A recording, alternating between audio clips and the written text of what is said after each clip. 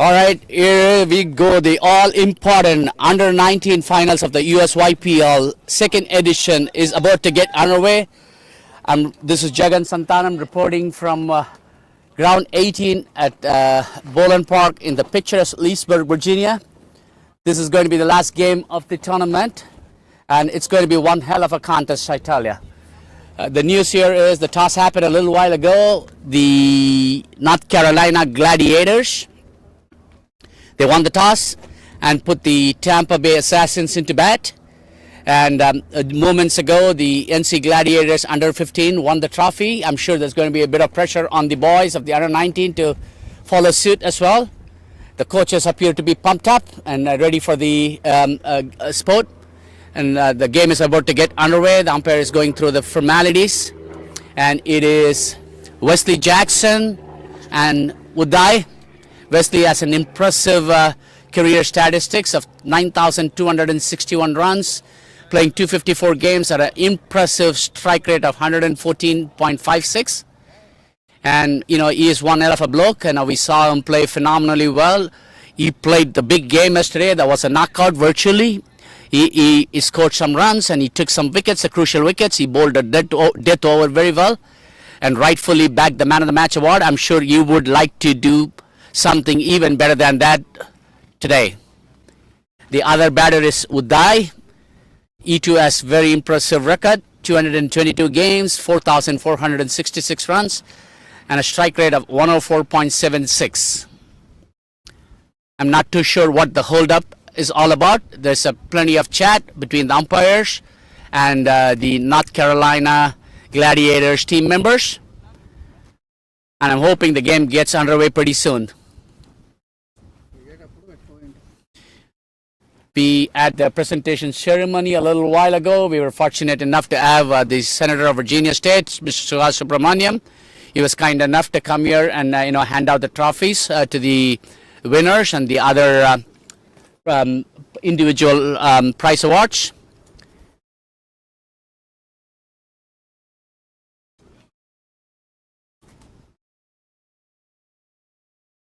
In a matter of time, I will also be inviting Ashutosh.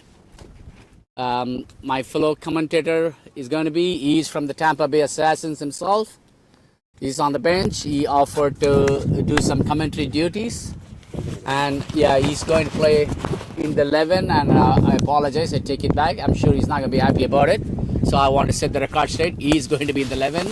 But in spite of that, it is out of his interest to do commentary.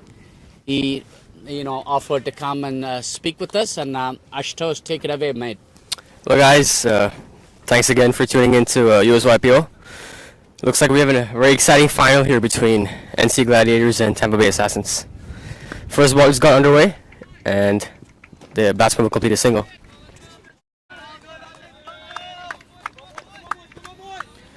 Uday gets going with a single. First ball, Ahmed the bowler. The Gladiators have a template, it looks like. They always open the bowling with a spinner on one end at least. Wesley plays the ball in front of short extra cover with soft hands, and he has enough time to complete his single. Both batters are off the mark, two without loss.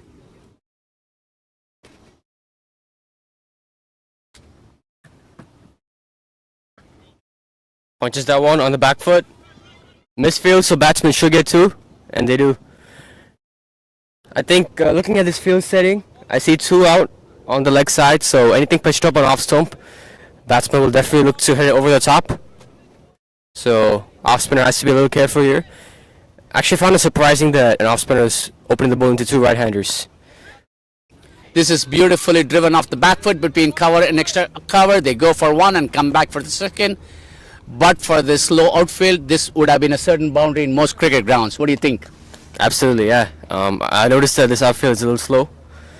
A lot slower, actually, compared to a lot of other outfields. So these kind of shots would usually go for four, but they're just holding up here. I kind of find it strange because I went to the cricket field several times. I do not find the grass to be too tall either. Mm-hmm. But I also see a little bit of difference between the ground, this one, ground 18, and the one right next to it, ground 19. And I personally felt, watching games from both grounds, the 19 had a little bit better carry than the 18. Yeah, I mean, looking at it, it doesn't actually look that thick, but I don't know. For some reason, it just seems to hold up a little bit more.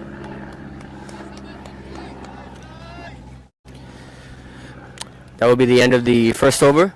Tampa Assassins are 6 for no loss.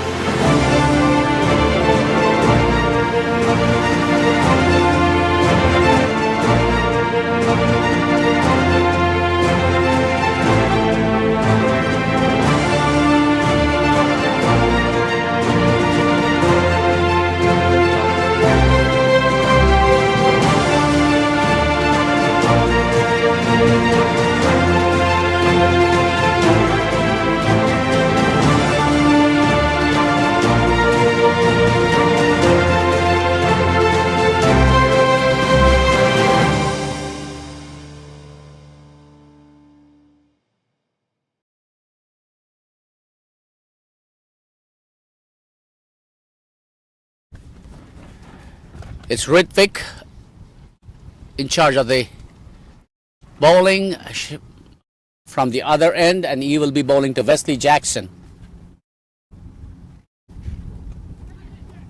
Batsman. That's a magnificent start. You couldn't have asked for better. Wesley goes for a drive. He edges it. The fielder at short third man catches it. That's the first blow, and a big one this is. That's a very big blow. That's Wesley Jackson, one of the top batsmen of Tampa Assassins, heading back to the dugout there. Just pitched up a little wide outside off stump.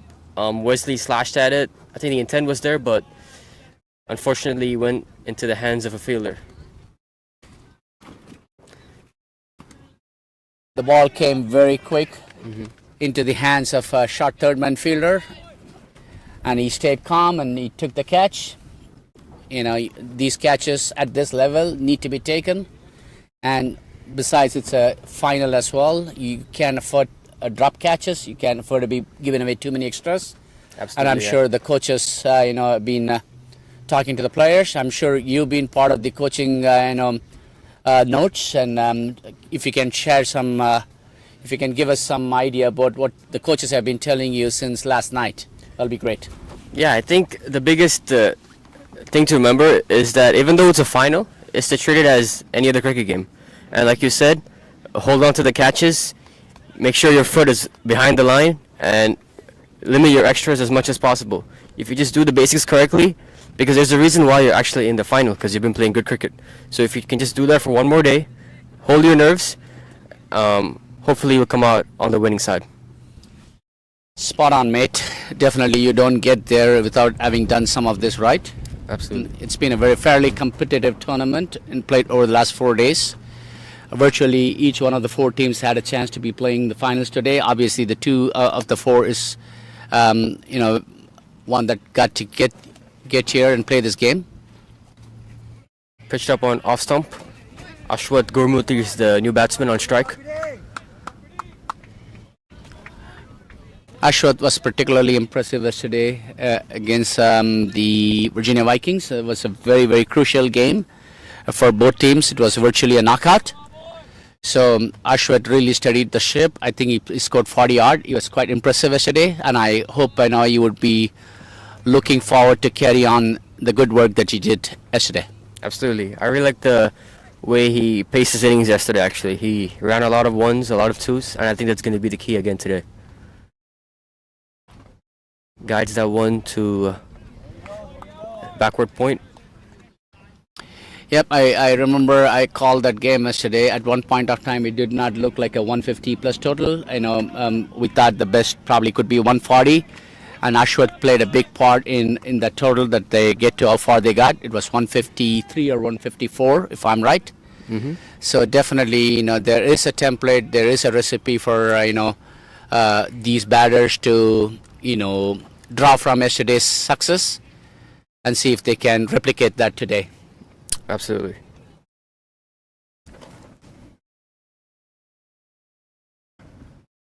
Pitched up outside off stump. Batsman hits it straight to cover. No run. Again on that occasion. Pretty impressive so far from the bowler. I like the line that he's bowled outside off stump because he has no protection on the leg side, only 2 out. So it's really important that he doesn't stray into the pads of Ashwat here because that could be very costly. And so far he hasn't.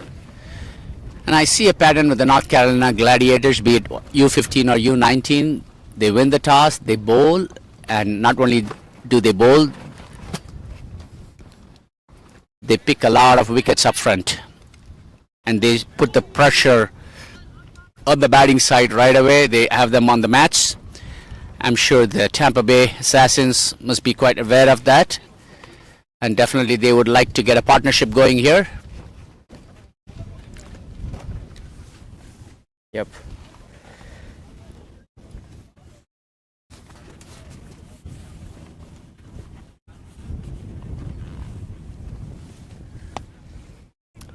The last time these two teams met, Tampa Assassins had, I believe, about 120, 122 on the board, and that proved not to be enough. So they'll be looking at, I'd assume, similar to what they scored yesterday against Virginia Vikings, a score of about 150 up on the board. This one on the leg stump. The batsman tucks it away to the in front of square. The wicketkeeper go gets it, not before they complete one. It's end of over number 2. It's 8 for the loss of 1 wicket. The Root Academy is all about finding ways to encourage people to play more cricket. By making cricket fun, we think we can increase the take-up and retention of players. We want to intensify the experience of young players by using the best available technology and expertise. The Root Academy provides opportunities for cricketers of any age, gender, race, ability and location.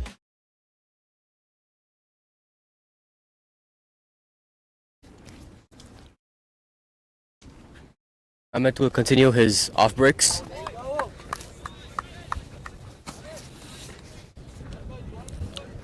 I think Uday will look to take on this matchup here. Off spinner spinning into the right-handed batsman. Oh, on that Wraps occasion, him on the pad. That's a big appeal for LPW. It is out. You know, the batsman thinks that he's a little bit unfortunate, but he's given him out and he's got to go. He's very unhappy. I'm sure, you know, he had some a thing or two, a word or two to exchange with the umpire. The umpire is not going to be very happy with that. But it's a final game. I'm sure there's going to be a lot of nerves and a lot of tempers. And these are young cricketers. They got to just keep their cool as much as they can. Because the game is all about playing with good spirit, and it is all about respecting umpire's decision on the field. Absolutely. I'm sure the coaches will have a word with him. I believe that was the arm ball by Amit. From this angle, it looks like it just moved a little bit to the left, and I think that's what caused the downfall of Uday on that occasion. Probably played for the ball turning into him. It straightened and hit him on the thigh pad. So, clever bowling that by Amit. Like I said, the Gladiators have this habit of picking up enough number of wickets, like a chunk of wickets in the power play. 2 gone. If I were Tampa Bay, I wouldn't want to give away any more wicket anytime soon. Absolutely. These two batsmen have to look to consolidate here. Not try and go for too many risky shots. Of course, if there's a bad ball, go ahead and hit it. But at the same time, play out the good balls and steer yourself into a good position.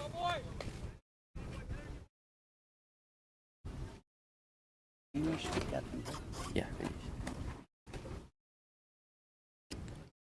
That brings the captain, Ringish, onto the crease.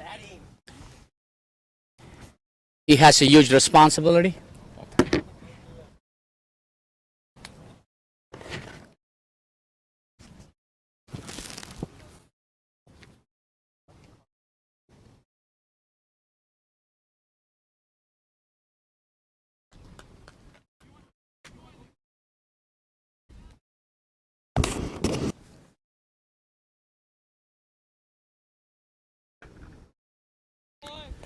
My co-commentator Ashutosh had to leave because the dugout called him. Probably they want him to pad up. Tossed up delivery, driven handsomely past the mid-off fielder. Is it going to cross the boundary line? Yes, it does. 4 runs. 4 to the total. Renier starts off in a very positive fashion. That ball was there for to be hit, and he obliges it with a lovely drive to the right of mid-off fielder. 4 to Renier and 4 more to the total. The score is 12 for 2 at the end of 2.4 overs. Tossed up delivery, he goes for the big head. Is it going to be caught? That's going to be... Oh, the two fielders, obviously the sun was a big distraction. I'm not too sure if they could have done any better, because that was a catch that was there for taking. It was a difficult catch, but at the under 19 level, you see kids of this age do take such catches, especially this is the catch of Captain Renier. And one more wicket would have put the Tampa Bay Assassins on the mat. But it's a good escape, and I'm sure the players, the fielders would want to regroup and start focusing.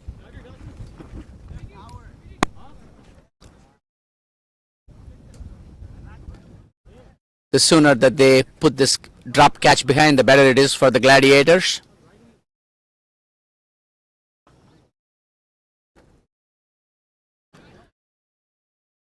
Gurumurthy flat bats the last ball straight to the mid-off. No run. End of the over. It is end of over number 3. It's 13 for the loss of 2 wickets. Olympic Indoor Sports is a high-performance facility with 14 tunnels that provides training in baseball, softball and cricket skills. We help student athletes gain confidence, get better and have fun. At Olympic Indoor Sports, precision, skill and determination converge on the global stage. In addition, it offers users access to a wide range of technology to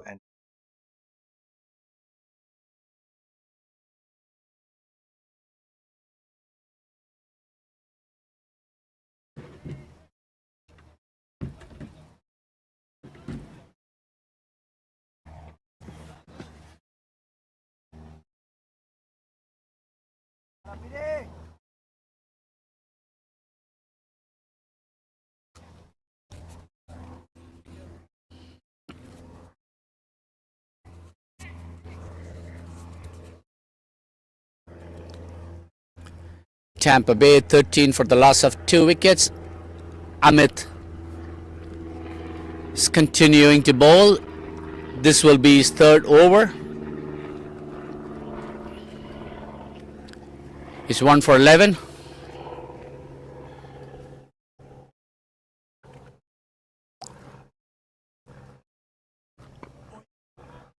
Another lovely ball. Amit seems to be a tall lad, so he can definitely use his shoulders. He uses his shoulders to get a lot of pace and bounce.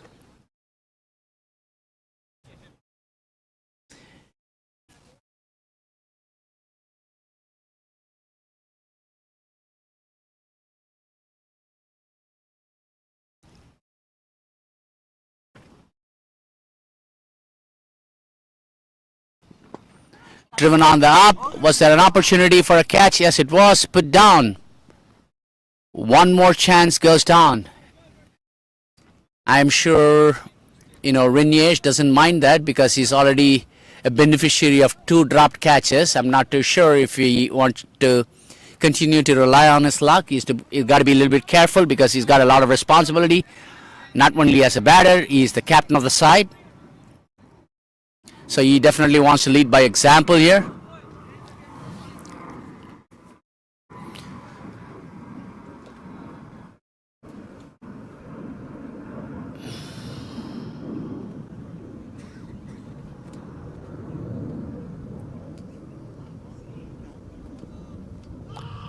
Wraps on the leg, and there is a no ball, which means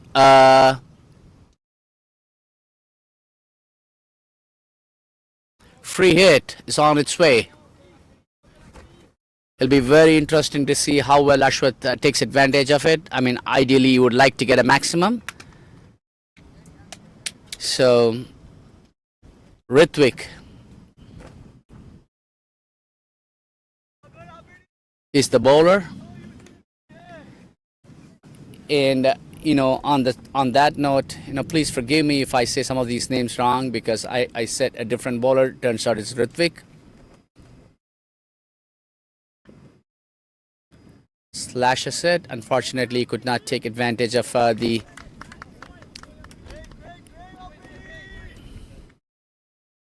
free hit.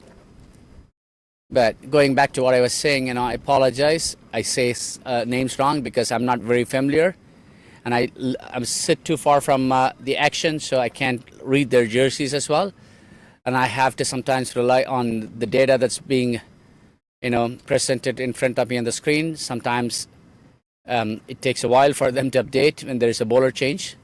So please forgive me. Nothing is intentional.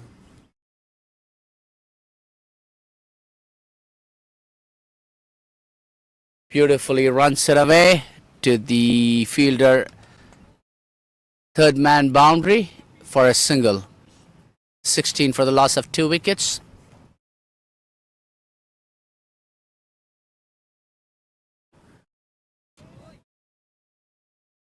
Rinesh got to be a little bit watchful, but I'm sure, looks like he wants to play a more positive brand of cricket.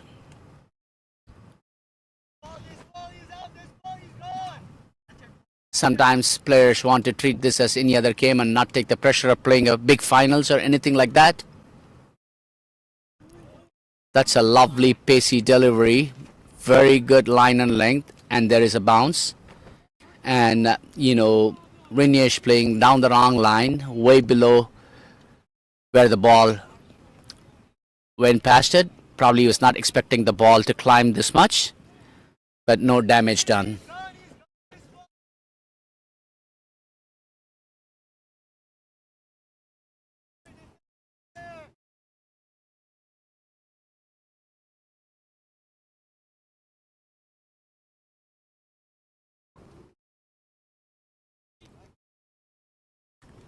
Very nice defensive shot.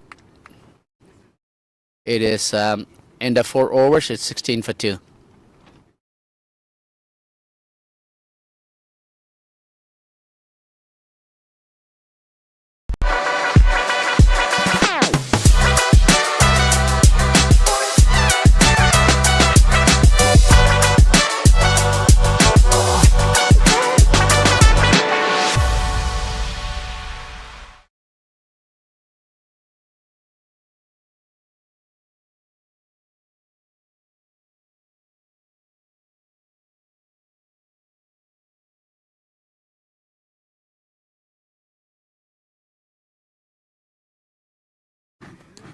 The beginning of the new over. It's the 5th one. Ritvik Ashwat Gurumurthy. Ashwat plays a defensive shot. One-handed defensive shot.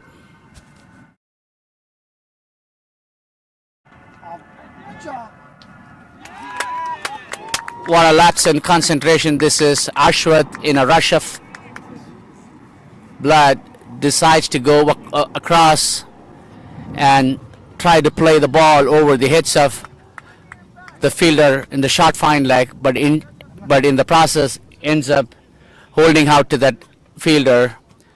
The Tampa Bay couldn't have afforded to lose Ashwat here because he's one of their steady players, but they lose him right now. 3 down for the loss of 16. I mean, three down for 16 on board. I'm just trying to get the scores. It is 16 for the loss of 3 wickets.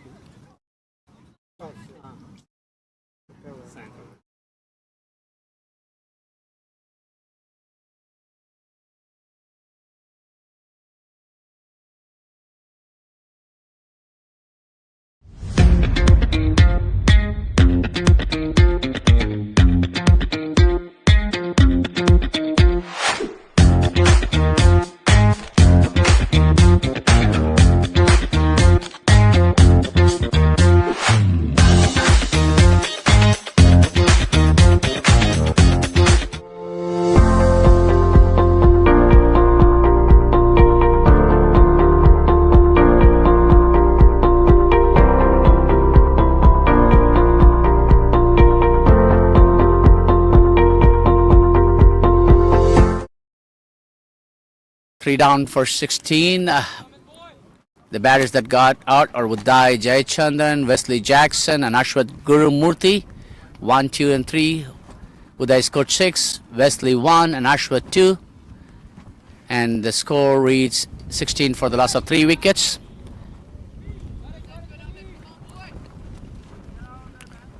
Rahil is the new batter.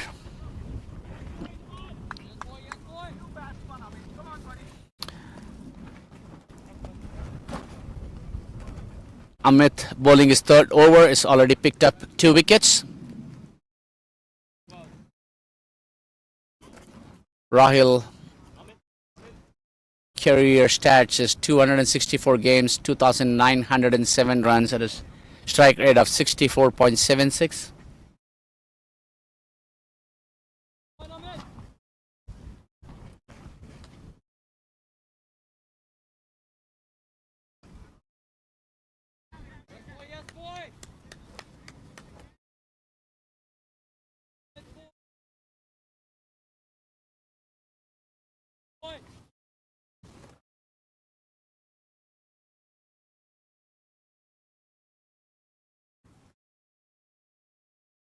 Because Amit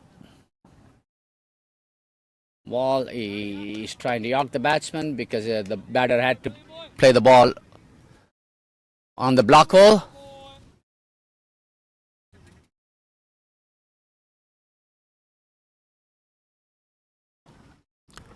Rahil hits this straight to the fielder at shot mid wicket, no run. It's end of over 5. It's 18 for the loss of 3 wickets.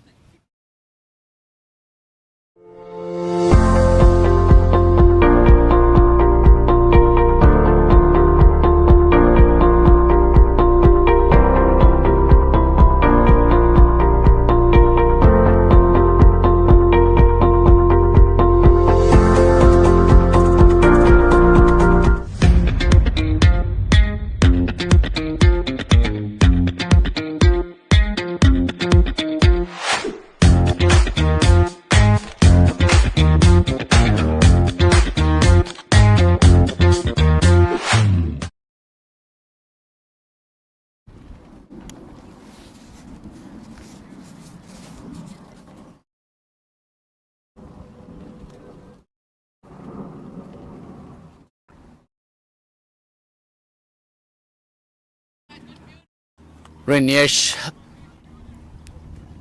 plays the first ball, the new over to the fielder at point.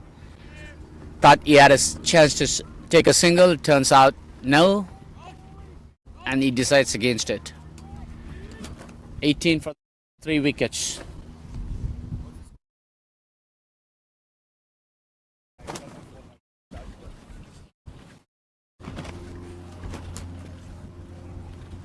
Ritwik steaming in. Bowls another short ball. Rainier stays put and works the ball in front of the point fielder, has enough time to complete the single. Rahil will be taking strike against Ritwik's bowling.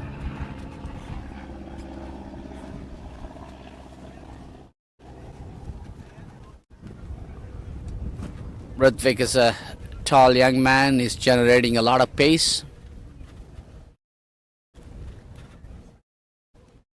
Looks like he's giving all he has got.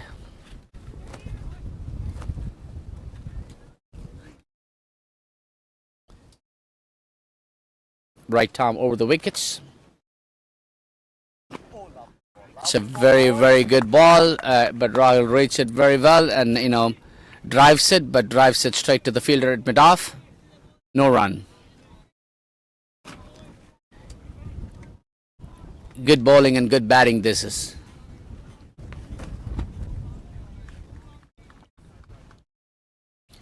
Three more balls before the power play is gone, but I'm not too sure that's in the minds of the Tampa Bay Assasins batters because they need to consolidate first. Cut away to the point fielder. Rahil thinks there's a single, but Rainish did the right thing by turning him down.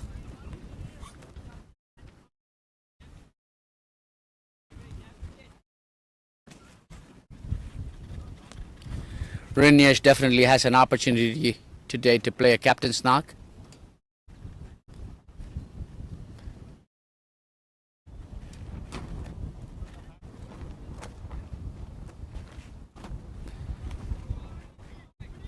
There's none better than performing in a pressure game, in a game like this, in a finals.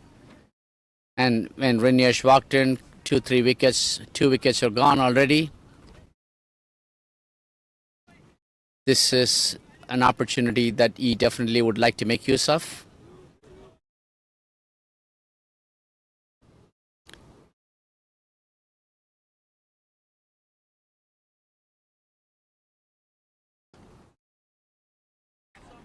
Beautifully driven.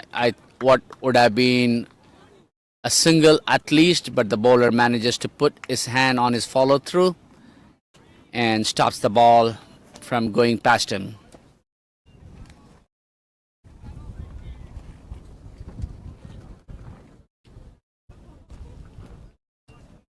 In all sport, you have especially in team sports, you have one or two players from each team rising up to the ranks in a championship game like this one is. It could be Rahul, it could be Rinyash, or it could be anybody else. Tampa Bay definitely need one or two batters throwing their hands up and taking control of the situation. The score is 19 for the loss of 3 wickets at the end of 6 overs. The Root Academy is all about finding ways to encourage people to play more cricket. By making cricket fun, we think we can increase the take-up and retention of players. We want to intensify the experience of young players by using the best available technology and expertise. The Root Academy provides opportunities for cricketers of any age, gender, race, ability and location to play and enjoy cricket.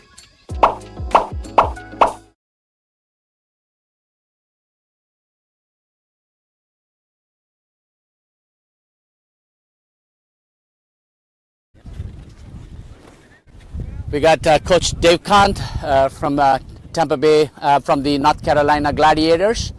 Welcome, Coach, and first of all, congratulations. You guys won the U19 this morning, and how do you guys feel about it? Yeah, it's all teamwork. The boys did amazing job. We had a game plan, and they stuck to that game plan. And key variations here and there, we actually tried to, emphasize on, and all the boys came out good today. They got to hold on to their catches, and that's what made the difference. Absolutely. I mean, you said all the right things. I think you guys checked a lot of boxes, and you just spoke to me about the game plan. I'm sitting here in the commentary box. There is something about you guys. There is some kind of a recipe of sort. You win the toss, you put the opposition to bat, and you guys pick a bunch of wickets within the power play. How do you guys manage that? Well, sorry, just trying to. It's all right. Yeah. Well, I mean, winning the toss, it's based on how the conditions are. So this wicket, we played 4 games on it. So we've actually adapted to in such a way the conditions are how the grass is and things like that. So if we keep on stressing them on the slowness of the wicket, that is actually, and then also give that variation of pacers on the other side, that actually changed a lot. I mean, I know the other teams are also doing the same, but it's just a way, the boys are actually applying it like in a day in, day out kind of a thing, right? All the 4 days we've been here, that's how we've been applying. But there's some certain variations in the game plan there too. So that is a secret recipe which we don't want to, give it away. Absolutely. No, but we've heard our coaches often say conditions are conditions, you got to play the conditions. Correct. And now, tell me this. Now, under 19 game underway. Right. Fantastic start. You couldn't have asked for better. Right. Now, is a title is running through your mind already? Not yet, because again, there's a couple of things that we have still actually, there's some shortcomings to actually tighten the grip on. But yeah, we'll get there. We'll get there, but not yet. Not yet. Well, I mean, to me, it sounds like you guys are well on the course of getting a title, and I hope you guys do. But I know your boys have been putting on a good show. I need to commend you. Probably you must be doing some good work because I see you guys win games, cricket games, quite easily. So you must be a fantastic coach, and the team must be fortunate enough to have you. Thank you so much. I really appreciate it. I mean, it's all credit to my learnings with Gary Kirsten and my certification that I've been doing past few months, I would say. I'm a level 3 coach, so that's all credit goes to Coach Ed program.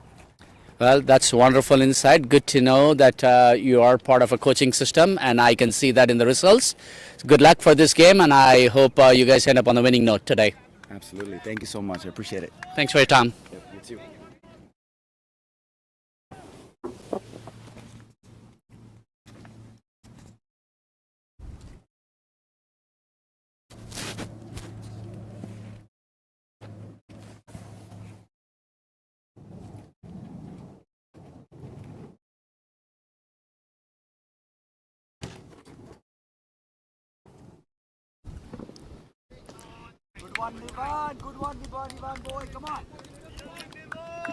We just had a chat with the coach of the North Carolina Gladiators team. He definitely seemed to be doing something right because his boys seem to be responding pretty well to his coaching. And they're doing very well today so far.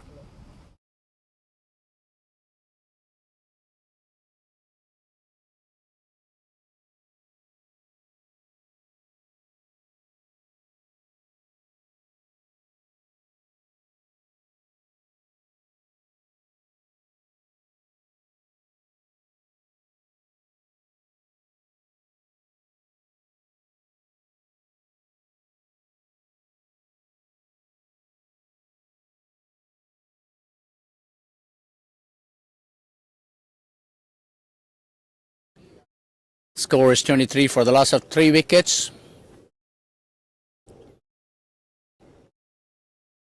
Ritwik is well into his 4th over. He's been quite impressive so far. He's picked up 1 wicket but given away only 8 runs.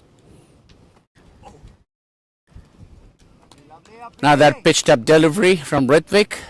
Rahul was in no position to play that drive, but he plays one but misses it.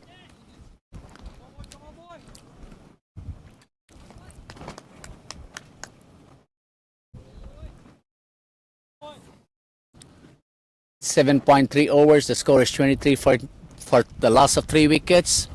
The run rate is a little over 3.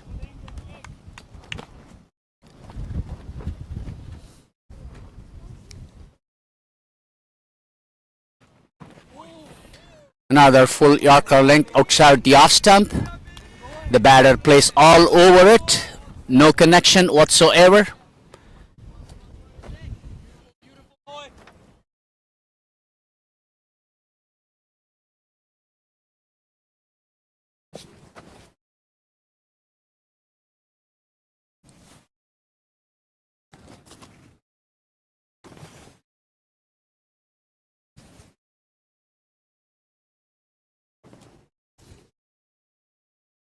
The afternoon today is a lot more pleasant than it was in the first 2 days. The players would not mind that. As a commentator, I'm sitting inside a tent. There's plenty of shade and I can appreciate that. And I'm sure the players would be a lot more thankful to the lovely weather condition in the middle of a summer day. Looks like there was a no ball and a free hit. I'm sure Rahul would like to take advantage of it. Rinesh, the skipper, walks up to Rahul and has a word. Probably they make a strategy. They want to pick the areas that they want to hit.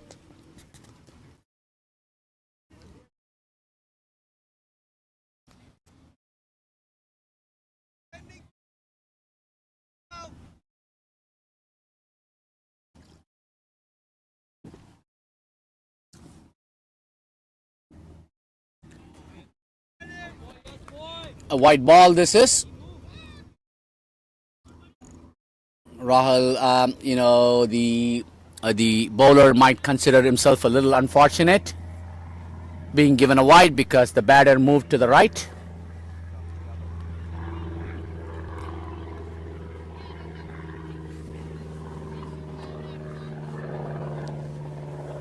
But it is what it is. The free hit still remains. If I were the batter, I will stay put and not move around too much, give bowlers any idea whatsoever.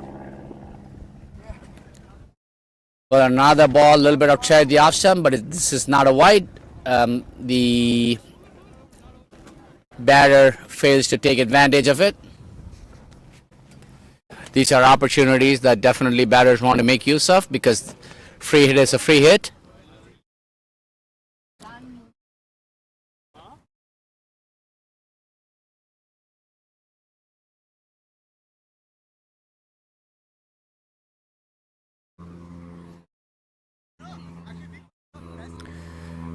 Ritwik has 2 more balls in his over.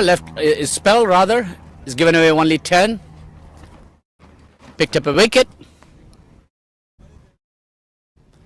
Another beautiful ball on and around the off stump, pitched up, kick in right in front of the batter. The batter is nowhere in position to play the drive, and it's down to the keeper. It is end of the over. It's 3 down for 25 at the end of 8 overs, and Ritwik finishes his spell of 4 overs, and he has a figures of 1 for 10. That's impressive stuff.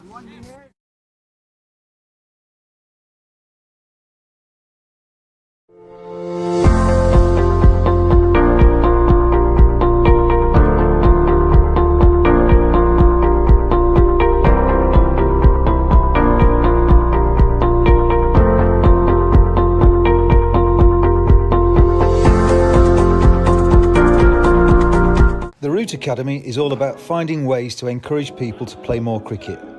By making cricket fun, we think we can increase the take-up and retention of players. We want to intensify the experience of young players by using the best available technology and expertise. The Root Academy provides opportunities for cricketers of any age.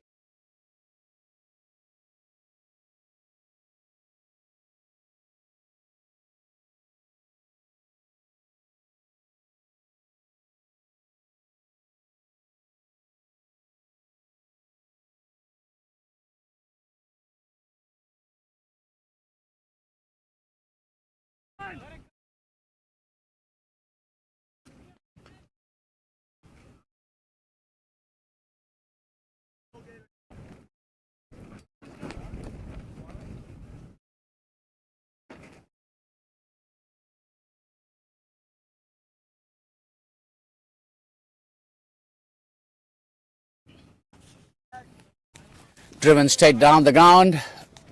1 is all they will get because the fielder from long on is quick to it.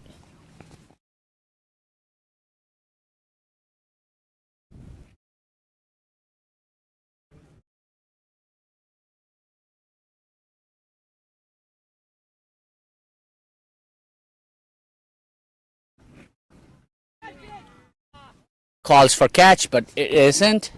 The ball did not carry to the fielder.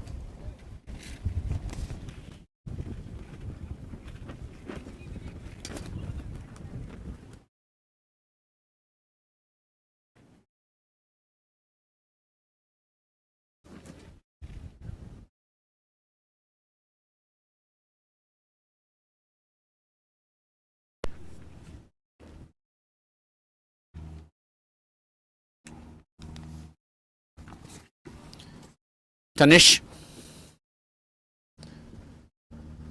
tosses this one up. The batter has a wild swing at it. Makes no connection whatsoever.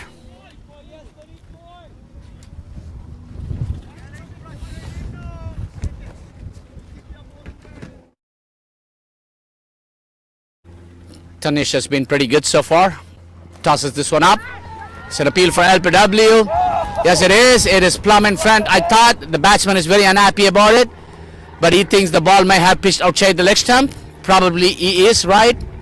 But, you know, there have been 2 back-to-back decisions that have made the Tampa Bay batters very unhappy. But that's the way it goes. Like I said, it is a game of cricket. The umpire has the final say.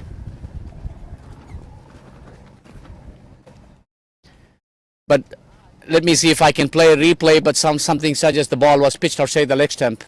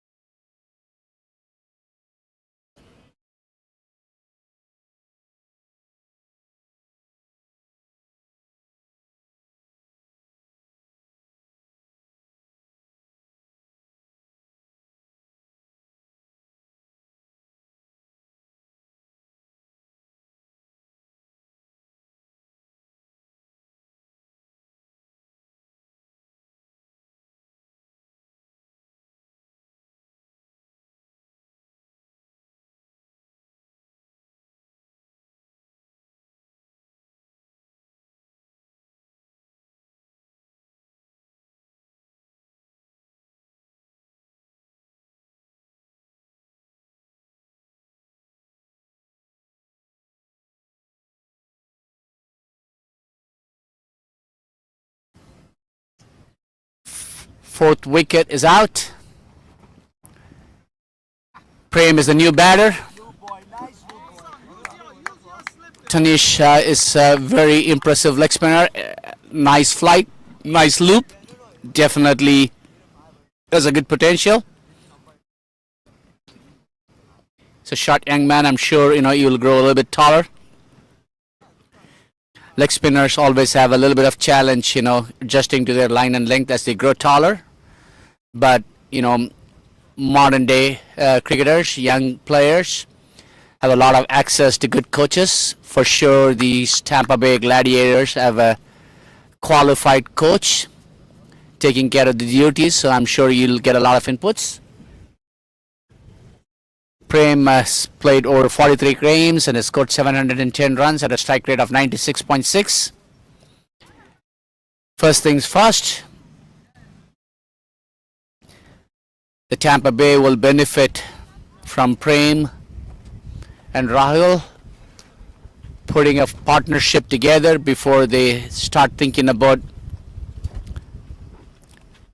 big shots.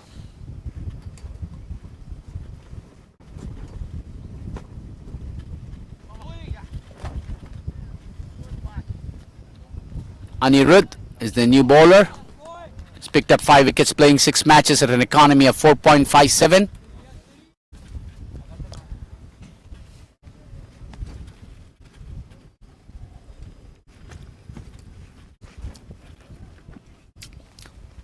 We have seen a couple of games over the last few days on this particular ground, at ground number 18.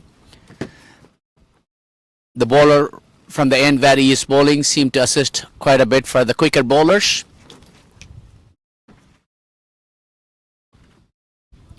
Oh yeah, beautiful shot, beautiful shot. Rahul is losing a bit of patience. He's trying to get down the wicket, charge down the wicket. To Anirudh. Doesn't make a good connection.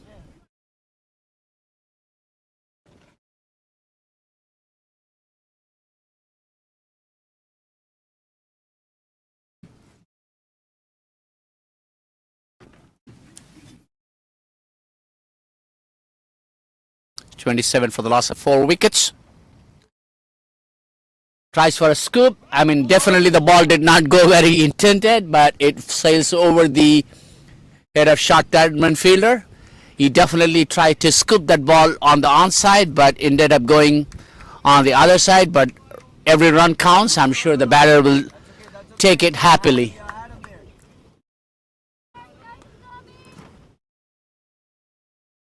It's good to see Rahul willing to take some risks here.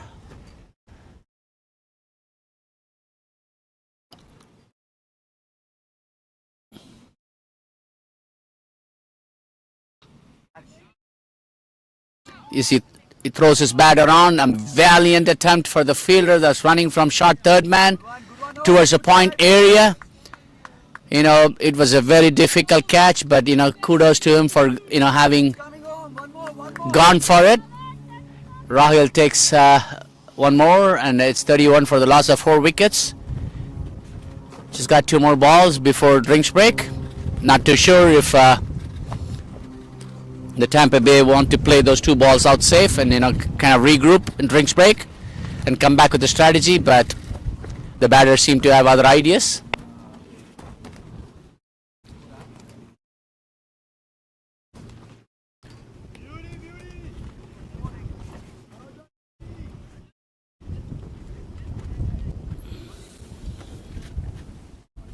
Prem tries to cut that one. Makes no connection. Last ball before the drinks break.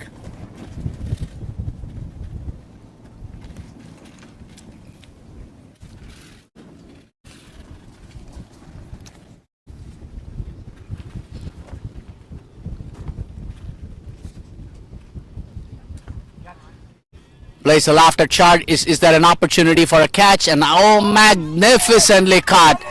There is the saying, catches win matches. This is exactly what it means. Credit to the fielder.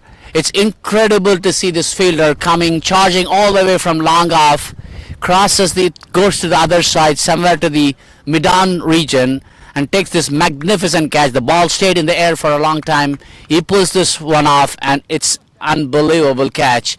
And I was just telling you, with about 10 overs about to get over, the batters could have chosen a more safer approach, but he went for the shot, which was not there in the first place. He loses his wicket, and Tampa Bay lose 1 more wicket. And it's at the 10 over stage, and we will be right back with you after a short commercial break. Didn't know what to expect, but on my arrival, everything was nice. Lovely place, Australia. It was in Adelaide. Very good experience. The conditions was lovely, green pitches, enough bumps. Also, the program put in place was a very good program. It was structured well. Helped me a lot with my fitness. Also, it helped me a lot with the game, cricket. We had a lot of discussions, had a lot of programs set in place. Had to take care of yourself, cook for yourself. So it's also, it's not only about the cricket, it's also about learning how to become a man, I would say, on your own, so far away from home, around a whole heap of different people, and getting together and helping each other. I will also say that the coaches are very good, easy to interact with, easy to talk with, give a lot of advice, help you through whatever you're going through. We work a lot on specific stuff, not only just going in nets and batting and bowling. We work a lot on technical stuff, a lot of drills we did, which helped me a lot, I would say. And then also you get a chance to play club cricket when you're not training or when you're not doing academy stuff. So it's still a good experience, because you also get to experience cricket in Australia, how it's played and what they're thinking, open up to a lot of players. I meet a few senior players in Australia, and it was a very good experience. I get to talk to a few of them, see how they're thinking, how they go about the game and everything, and it helped me in the long run. Hi, my name's William Gardner, and I'm from Hertfordshire, which is just north of London, and I'm out here for the Root Academy. Hi, my name is Mark Sidhu. I'm from the US, and I came to the Root Academy in October. Hi, my name's Charlie Rogers. I'm from Norwich, England, and I've been on the Root Academy for 10 weeks. And it's been a really amazing and enlightening experience for me personally, coming from an intense sort of schooling background of cricket, where I'm really looking to improve all aspects of my game to try and get to the next level. I've been here from last 5 months. It's been a great experience. I learned a lot. Either it's mental, back in US is pretty different because we play on a hard wicket, and then games over there it's not really different than here, and then coaches are really different and techniques are really different. I've really enjoyed the competitiveness and the intensity of the net sessions, and also the fitness element of the camp. The hardest thing was here is a snake pit. We don't have it back in the US at all. It's really hard to doing it, but I've been through it, so it was a good time. The bit I found most challenging was I started with 3 ducks, and then the week after I got 100 not out. So learning from Sean and the coaches how to bounce back from a poor start is very important, and it's the biggest thing that I've learnt on the academy. Andrew Zess was like the coach. He helped me a lot, and then with my batting, because I wasn't really good on my leg side, but when I really came here in October, but now I'm like I can play on the leg side really good. And then Sean helped me a lot with my mindset.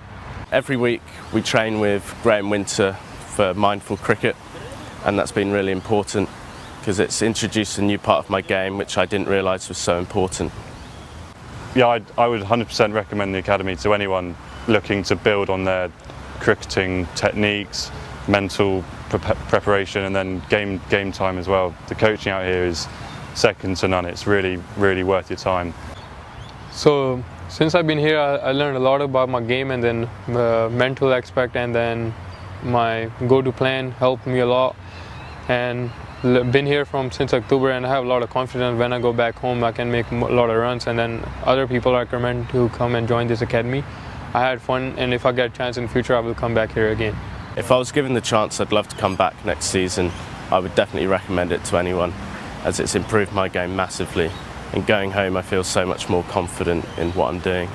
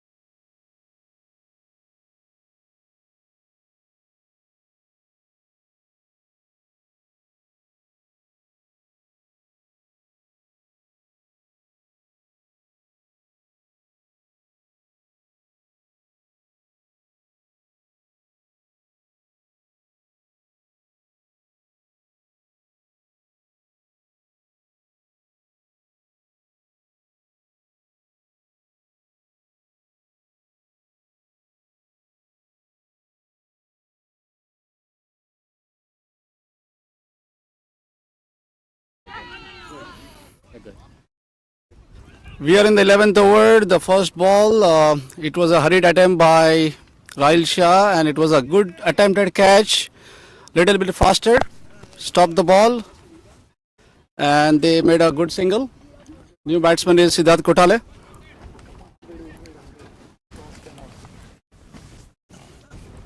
And we have Tanish on the other end. Tanish has been pretty impressive so far. Looks like a promising young leg spinner. He's got pretty good flight and loop. He's up against the left-handed Siddharth. Siddharth should like this matchup.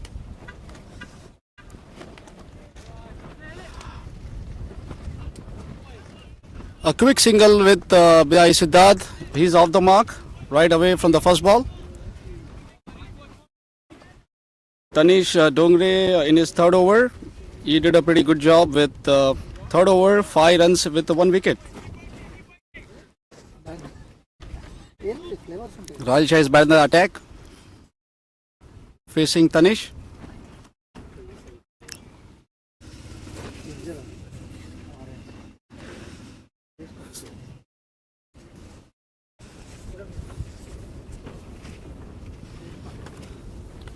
Short of a length ball, the batsman goes off his back foot and slaps the ball down to the long off fielder, and all they will get is a single. I'm sure the Gladiators do not mind the occasional singles being taken. The thing that the Tampa Bay batters need to decide is, are they going to be happy taking singles, or are they going to push for more runs?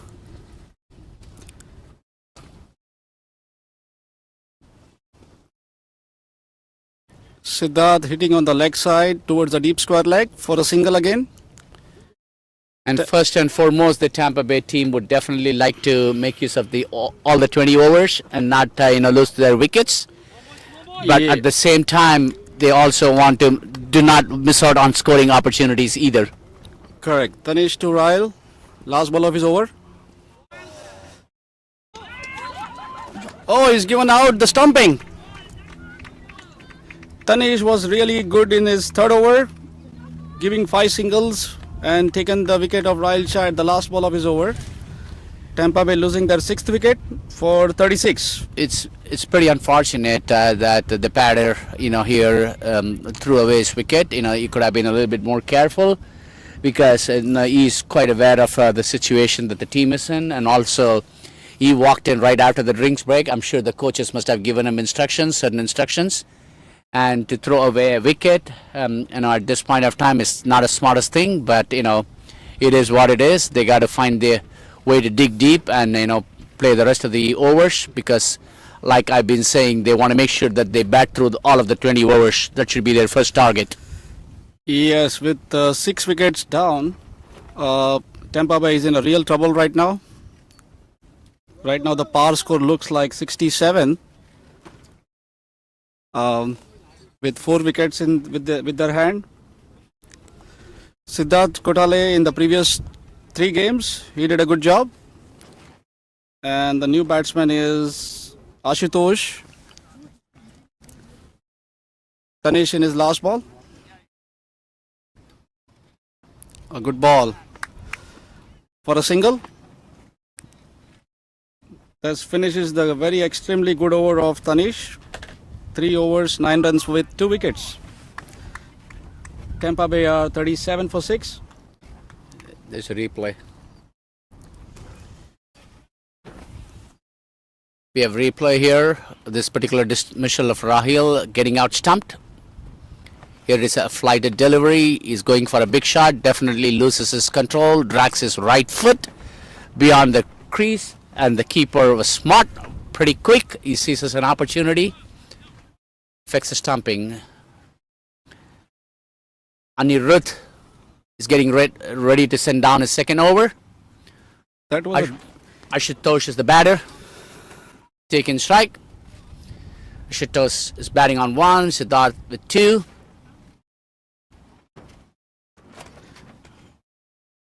This has been pretty ordinary stuff by the Tampa Bay batters. That was a good replay. Maybe we should have invented something like a DRS. We can see the camera here. We don't have enough camera. I think we have only 2 cameras here. No stump camera. Maybe in future. Well, we need a lot more cameras before we get to stump cameras. The technical team here is having a big chuckle. Maybe next version might have extra cameras for all the batsmen and the bowler for a DRS. Well, I had a chat with the technical team. They don't mind putting 100 cameras as long as somebody is willing to write them a check. Yeah, we can ask for the organizer, It's been, this is the second season, so it's getting bigger. The commissioner is not going to be very happy with this conversation right now. We're putting a dent on his wallet now. I see him walking away, far away from us right now.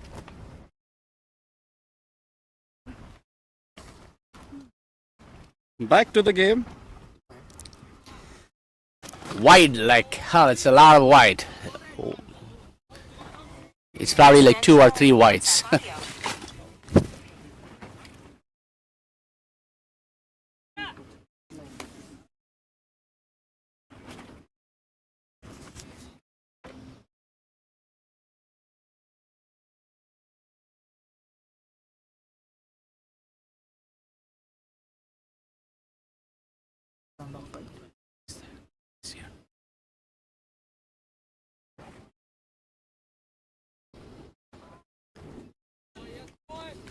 Bowling the ball on the middle and leg.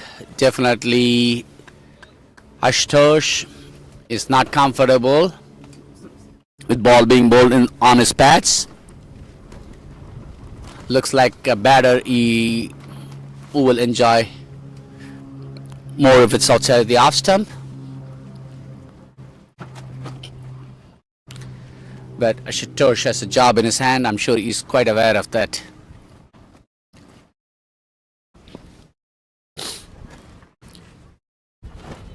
The non-striker has backed a little too much, hoping that there was a single, but Ashutosh was very firm and he refused to respond to the non-striker's call, but probably rightly so. So no damage done. The score still remains 38 for the loss of 6 wickets after 11.3 overs. Away goes Anirudh to Ashutosh. Similar ball, but a slightly different result. Ashutosh placed this one past the bowler, and they quickly run across for a single, and the score moves to 39 for the loss of 6 wickets, and Ashutosh moves to 2. Yeah, Tampa Bay is right now dealing with singles after losing of the top order by wickets. Siddharth Kotale was looking good in the last couple of games. If he can hold his nose for a little more overs, he can put some decent score for Tampa Bay to defend. Jignesh, I think this is what happens in a pressure game. It's a finals, so A straight ball goes for a 4. it's a lovely off drive. It's magnificently picked. The ball was on the block hole, pitched up, and the batter sees it and drives it beautifully past the vacant areas in the mid-off and long-off region. It's 4 from the moment it left the bat. 4 much-needed runs for the Tampa Bay Assassins. It is Siddharth that got those 4 runs. So Anirudh, after his previous ball, is changing his side back to Siddharth. And Siddharth pulls away for another 4 at the deep square leg region. A good fielding attempt at the boundary. It is not. The fielder from the deep square leg quickly moves across to his right. Goes for 2 runs. And runs to the deep mid-wicket fence and collects the ball before it crosses the fence. And the batter has time to complete running 2 runs. It is 45 for the loss of 6 wickets at the end of over number 12. Olympic Indoor Sports is a high-performance facility with 14 tunnels that provides training in baseball, softball and cricket skills. We help student athletes gain confidence, get better and have fun. At Olympic Indoor Sports, precision, skill and determination converge on the global stage. In addition, it offers users access to a wide range of technology to enhance the training and skills development experience.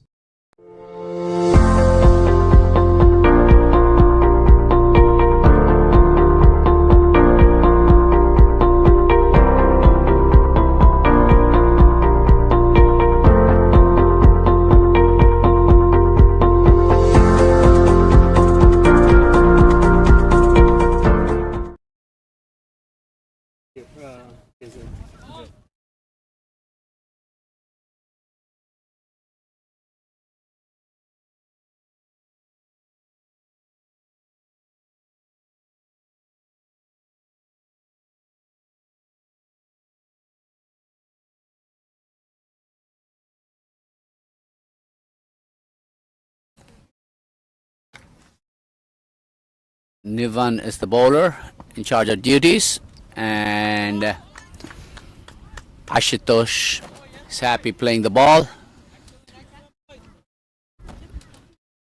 Back to the bowler and no runs. It is 45 for 6. Ashutosh shuffles across and he is beaten. He did not pick the line, and the keeper does a quick work of taking the stumps down, but Ashutosh must be inside the crease. So the umpire turned down the stumping appeal. Nivan has played 206 games, picked up 77 wickets at a 6.49 economy. Ashutosh pushes this one to the left of cover fielder, and they collect a single in the process. And it is 46 now for the loss of 6 wickets. Puts Siddharth back on strike.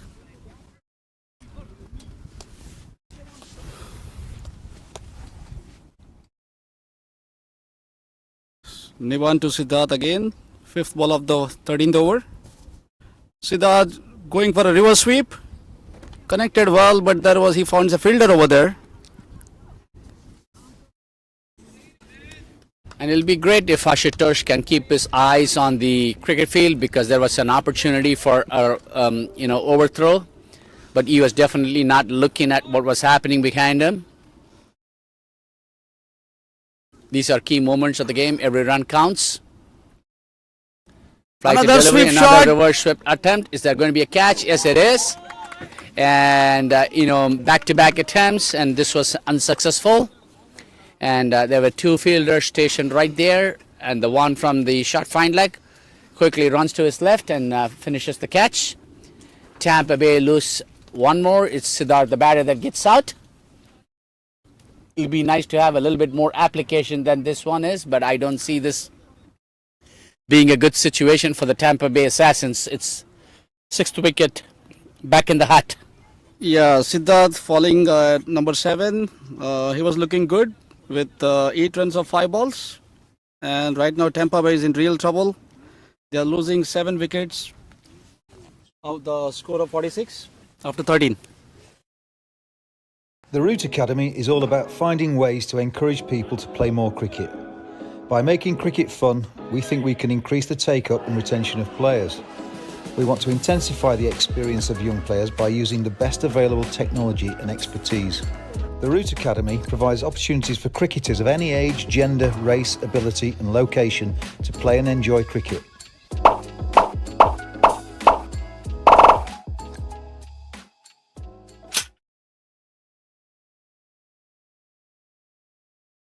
So we are in the 14th over, and the new batsman is Sujan Kogala. And the new Ashutosh plays one on the offside, but the ball takes the inside edge, and the ball runs towards the square leg umpire. And as a result, they complete a single, which brings the new batter Sujan to the crease. Sujan has a career statistics of 43 games, 423 runs. At a strike rate of 64.98, I am sure Sujan wouldn't mind adding a lot more to his career total today, because the team needs his services very badly. a good ball beaten outside the off stump. A good pace, beaten by the pace by Anirudh. There's absolutely lack of any foot movement whatsoever. He stays put where he is and tries to have a go at the ball. It's going to be very difficult. The cricket is, especially batting, is all about having enough amount of footwork, foot movement. Yeah, so Anirudh back to Ashutosh. A good ball again. A shot of a length ball. He tries to pull this away, but he's nowhere in line of the ball to play that shot. He finishes playing the shot, and the ball goes past the batter to the wicket keeper. So Tampa Bay trying to charge up, not connecting the ball. Most of the batters today had a lot of dot balls, and they were ultimately fallen down very cheaply. This is poor running. Absolutely, there was a single, and the batter definitely decides to stay put. He is actually ball watching. He is definitely not paying any attention to the non-striker. There was definitely an opportunity for a run, and thankfully Ashutosh was able to get back to the non-striker's crease. Anirudh to Sujan again.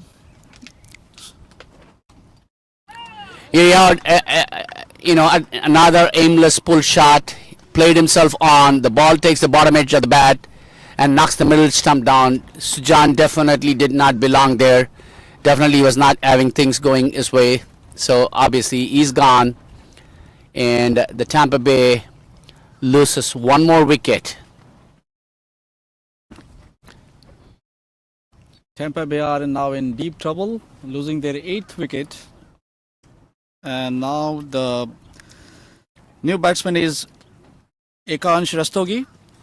He did a couple of good innings in the initial couple of games. He's coming down the order in this game. Looking for a good partnership between him and Ashutosh.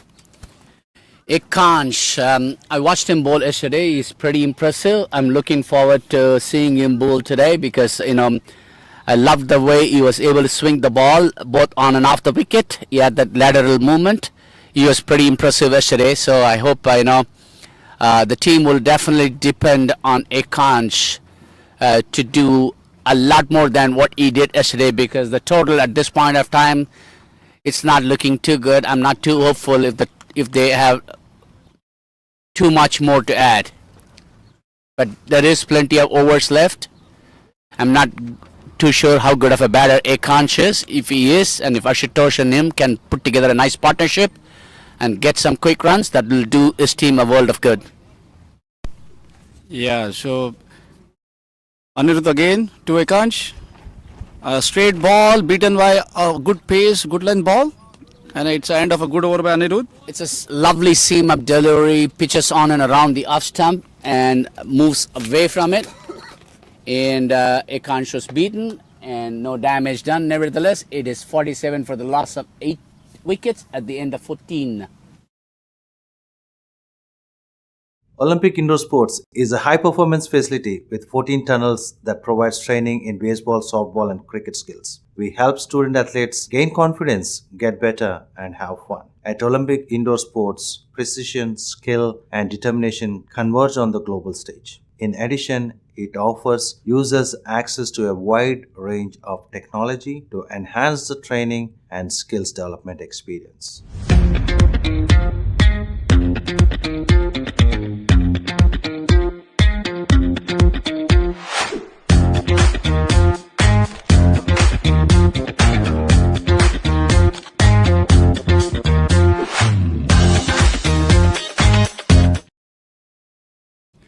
Nivan again back to his second over.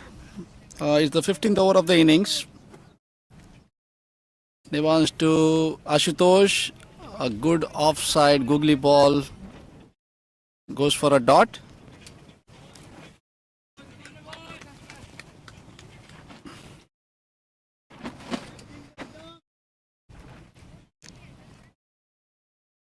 Nivan again to Ashutosh. Ashutosh going on the back foot, punches back to the bowler, goes for a dot.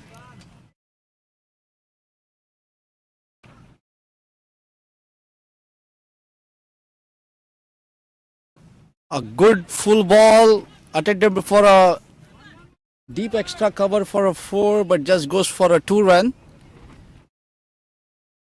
A successful 2-run.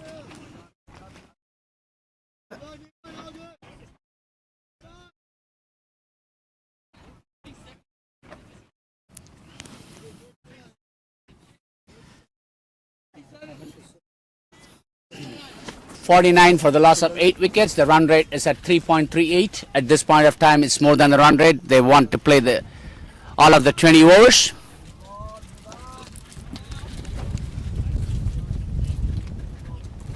Plenty of overs left. Plenty of overs left. Akansh and Ashutosh looking good for the time being. A good defense and a good ball by Nivan. Jignesh, tell me this, how about playing the 5 overs that's still left? Managed to get as little as 25 to 30 runs. Would you take it? I would take it any time. Considering, there are not much wicket remaining at the dugout, in the dugout. Ashutosh going on the back foot, tries to do a pull shot, goes for a single at the deep square leg region. That brings up the 50 for Tampa Bay. They are 50 for 8 in 15 overs, 16 overs. 15 overs.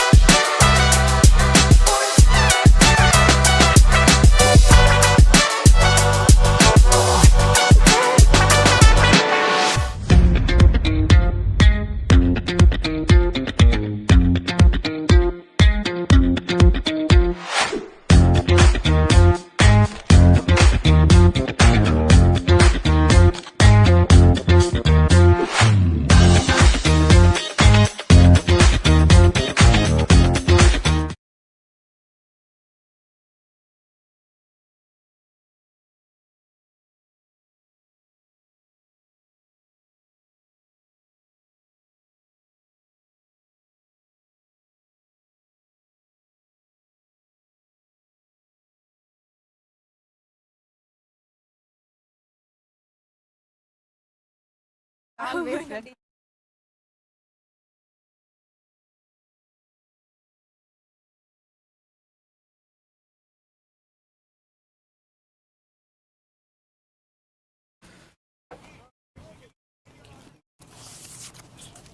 Ashutosh pulls at the mid-wicket region for a single. Ekansh on strike. Pranav in his first over with second ball. There is a slight field change. Amit has been brought up towards the gully region.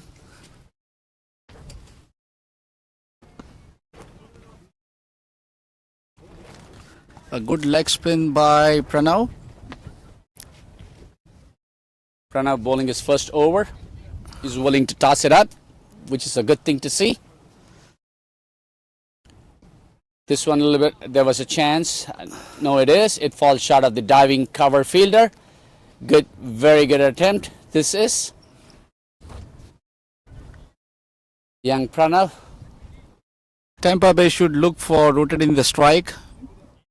Should look Pitched for on the leg stump, and Ekansh takes it gladly, and he puts one past the head of the mid-on fielder, but his ball is only good enough to get him 2 runs, and 2 more is added to the total.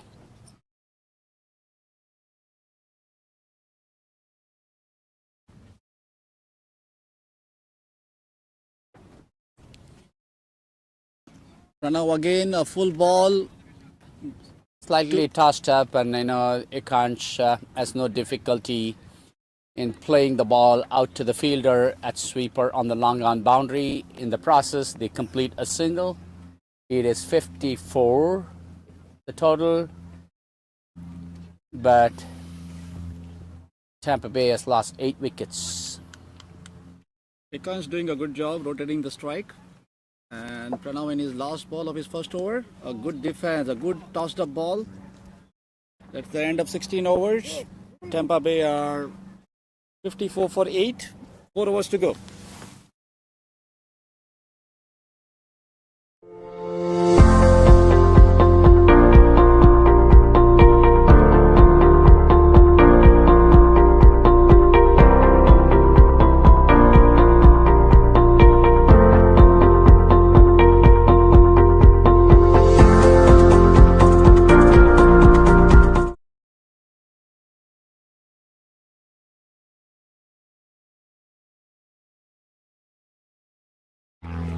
So Nivan Sule is in the attack in the 17th over of the inning.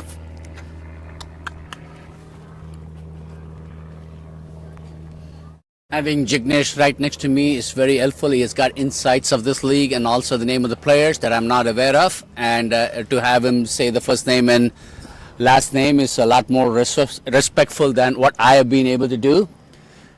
And I've said on multiple occasions, I'm very sorry because I'm not trying to be disrespectful by calling wrong names, and it is not intentional. I've done a very poor job on multiple occasions. Nivan back in the attack, and Ekansh goes for a single on a fine deep leg area. Goes for a single. Yeah, Jagan, I'm seeing this games from last couple of days. Try to remember all the names. So quite comfortable now. Most of the players now I know their names. Well, I mean, this is the first time I'm getting involved with cricket in America in any form or fashion. So it's been a learning experience. It's been a wonderful opportunity. I completely enjoyed being with all of you for the last 3 or 4 days. It gave me an opportunity to get some insights about the game, about the league and the players. And it's quite fascinating to see that so much talent, cricketing talent, that's being,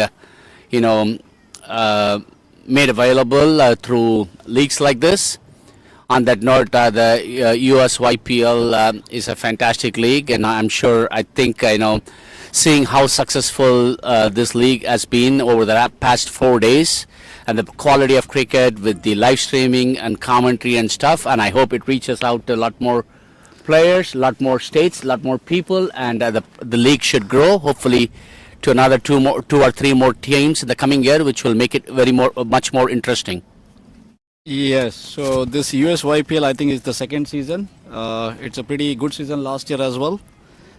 And with now all this technology involved, live streaming, a lot of people sitting at home could not make it to the ground. They can still watch the game, and the kids can go home and also watch the game in the replay mode. They can see their mistakes if they want to learn properly how they got out, or if they want to improve something on their bowling and batting and keeping as well.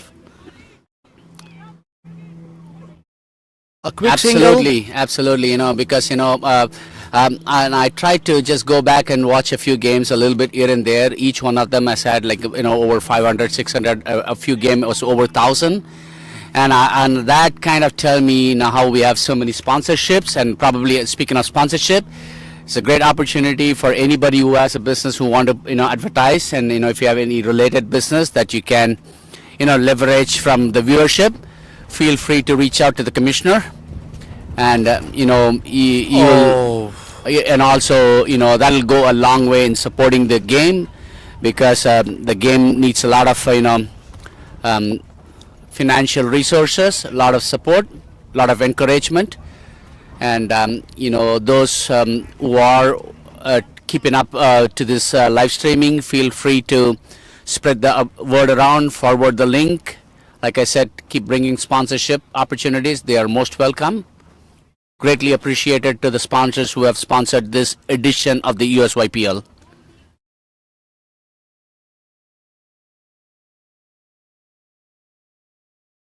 Olympic Indoor Sports is a high-performance facility with 14 tunnels that provides training in baseball, softball, and cricket skills. We help student athletes gain confidence, get better, and have fun. At Olympic Indoor Sports, precision, skill, and determination converge on the global stage. In addition, it offers users access to a wide range of technology to enhance the training and skills development experience. The Root Academy is all about finding ways to encourage people to play more cricket. By making cricket fun, we think we can increase the take-up and retention of players. We want to intensify the experience of young players by using the best available technology and expertise. The Root Academy provides opportunities for cricketers of any age, gender, race, ability and location to play and enjoy cricket.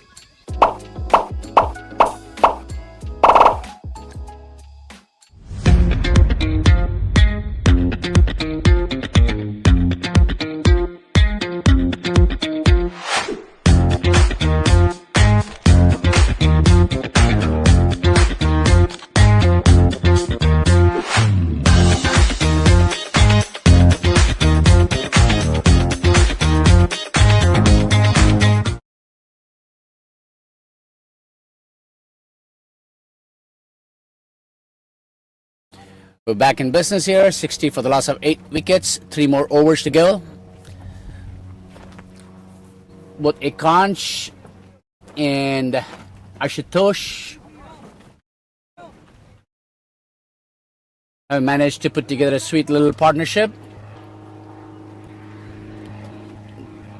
The key here is to be able to survive the remaining overs without losing the wicket, and also pick up some useful runs on the way.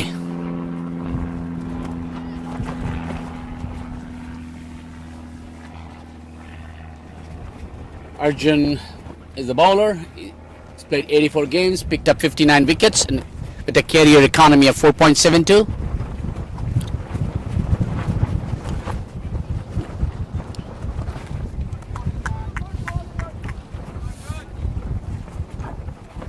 Arjun manages to keep the batter quiet.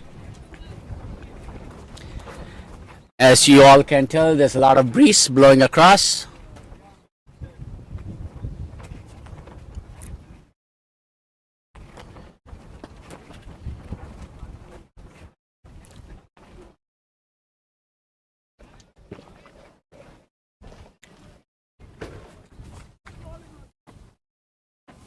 Eight down for 60.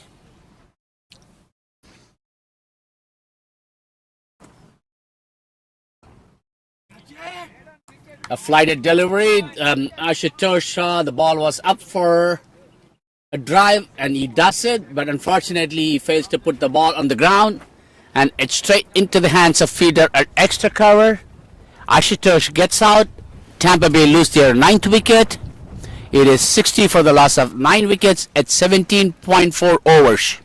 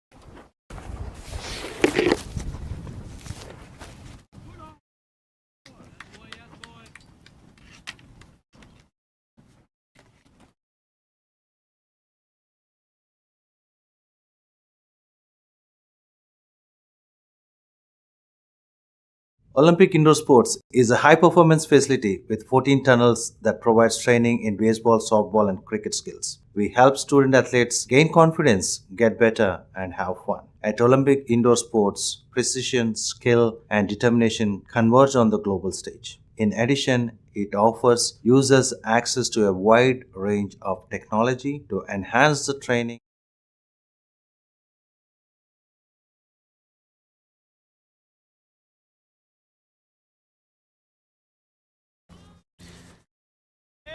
Arjun is continuing his attack. Is he or no? No. Is this Arjun who's bowling?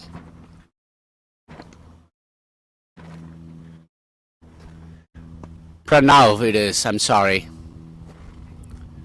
Pranav. And it's Akansh that played the ball to the mid-on, and he gets a single. Advait, the last batter. Pranav tosses this one up. Ball spinning away to the keeper. Advait has nothing to do with it. And the score remains at 61 for 9.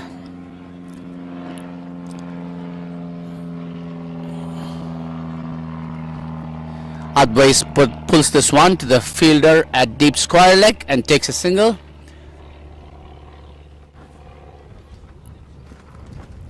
Nine more balls left for the innings. It'll be interesting to see how Akansh approaches this.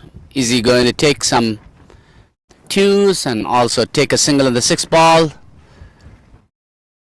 Obviously he has other ideas. He doesn't want to settle for ones and twos. He wants to hit the big sixer.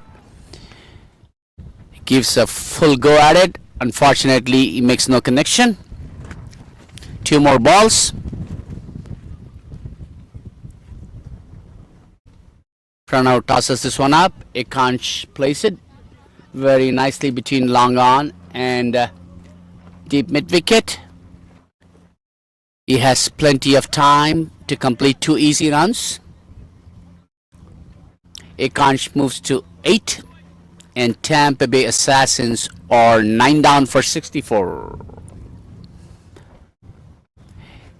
Akansh must be looking to get a single off the last ball. It'll be interesting to see what the Gladiators approaches. I think they're not making any changes to the field. Is this a catch? Yes, it is. The fielder at wide mid-on takes a very simple and easy catch. That is the end of Tampa Bay innings. It is 64 is all they can get after playing 19 overs. They did not last the entire quota of 20 overs, obviously. So, North Carolina Gladiators, like their under 15 batting side, has a very short to small total to chase down, and hopefully they'll feel quite confident about it. It's not a good batting display today by the Tampa Bay Assassins. The sooner they can put that behind, and when they take the field, they look to get early wickets and put the Gladiators on some kind of pressure is what they will be talking about at this point of time. In the meantime, we will take a short break for the commercials.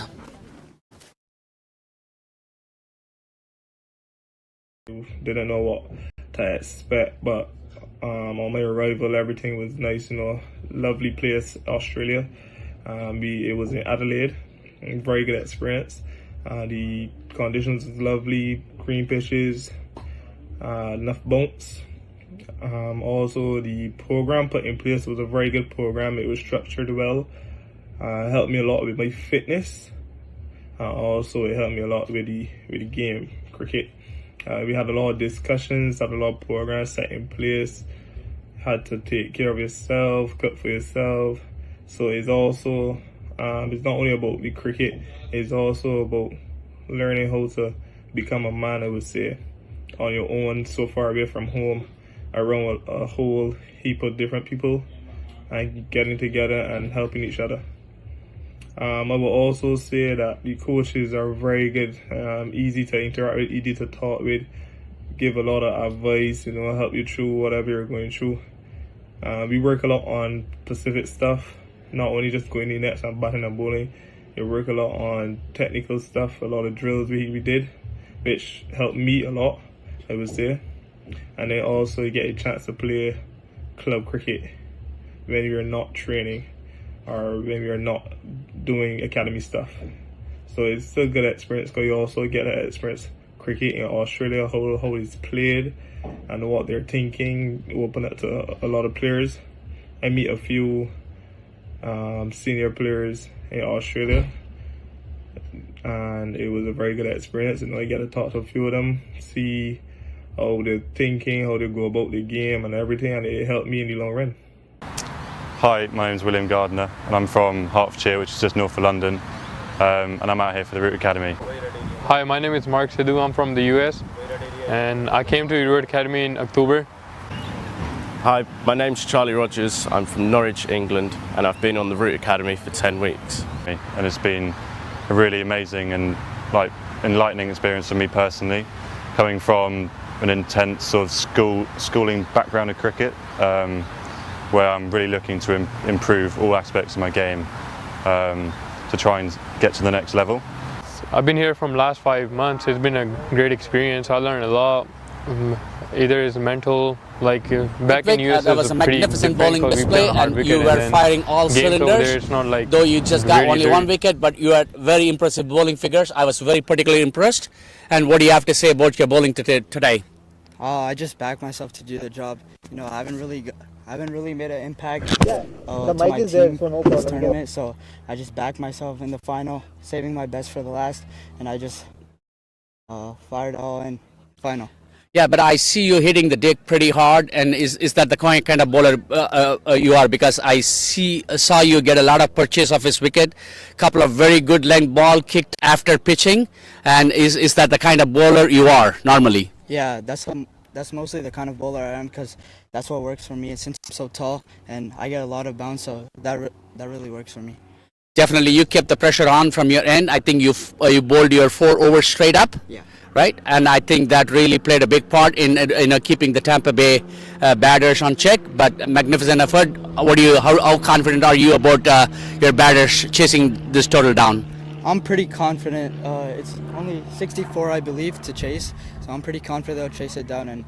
But cricket's a funny game. You never know, so we're never gonna take it easy. But I'm pretty confident we'll chase it down. Your under-15 side won the title this morning, and hopefully your side does the same as well today. Yeah. All right, good luck, mate, and I enjoyed your bowling. Thank you so much. Good luck. Thank you.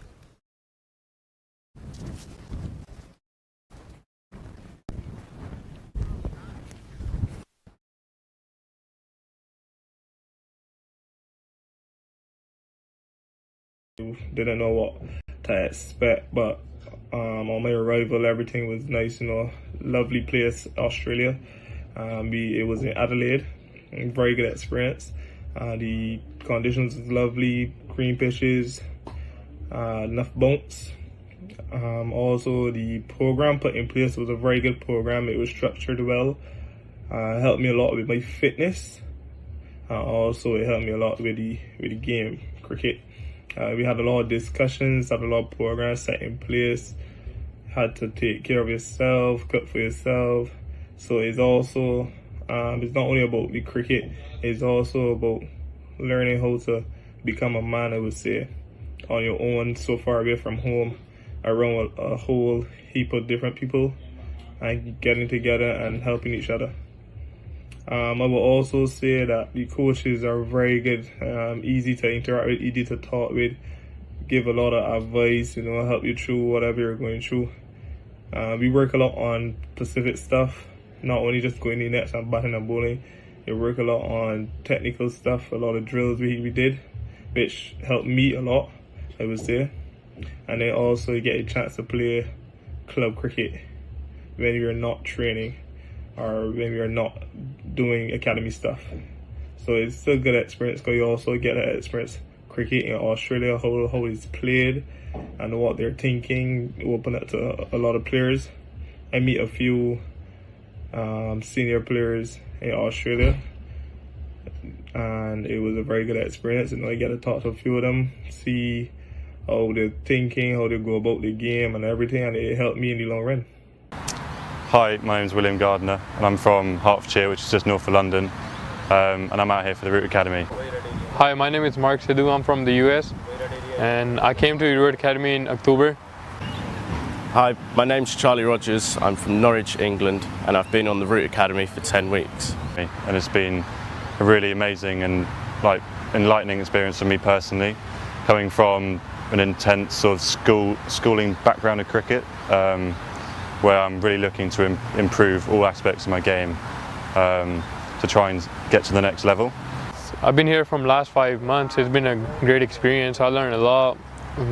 Either it's mental, back in US is pretty different because we play on a hard wicket, and then games over there it's not really different than here. And then coaches are really different and techniques are really different. I've really enjoyed the competitiveness and the intensity of the net sessions, and also the fitness element of the camp. The hardest thing was here is a snake pit. We don't have it back in the US at all.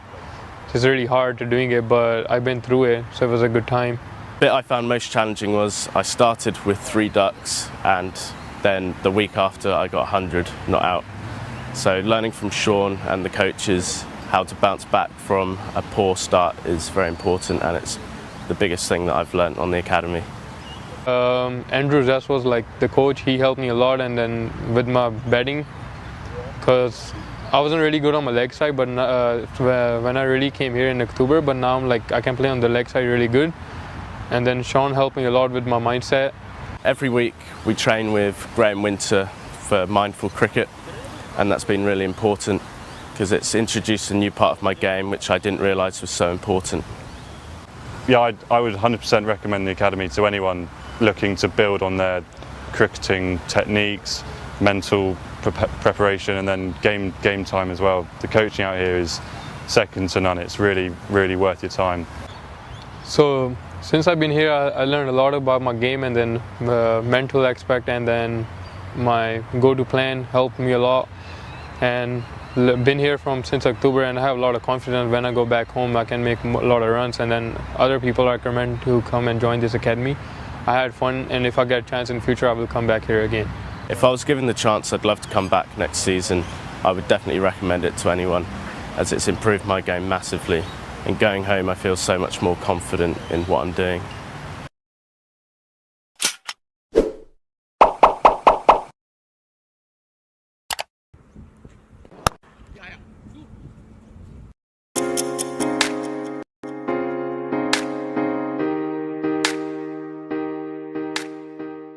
"7:45 in the morning, wake up and breakfast, 2 eggs and 2 slices of toast. We were all packed and ready for our first train session of the day, where we were going to catch the bus to Campbelltown.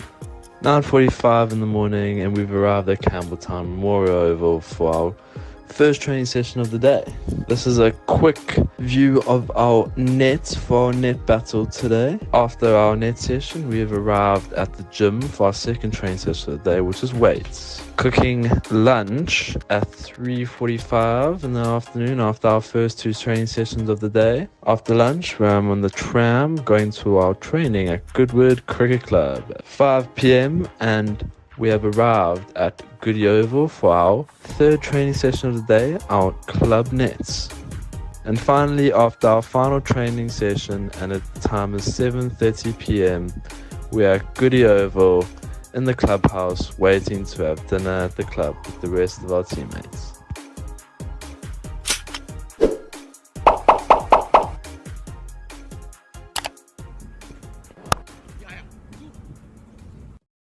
I had a brilliant time out in Australia, out in Adelaide. Sean was a brilliant coach.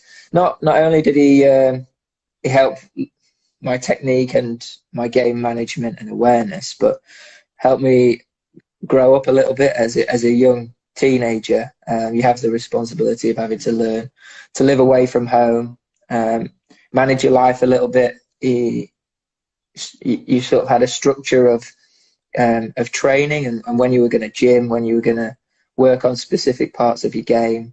You also had the responsibility of being an overseas player at a club, and you know, as a whole experience, it really rounded me as a cricketer a little bit more. But I thought the way he spoke about the game and always looked to challenge, looked to put challenge in practice, whether that was fitness, whether that was fielding, batting, bowling.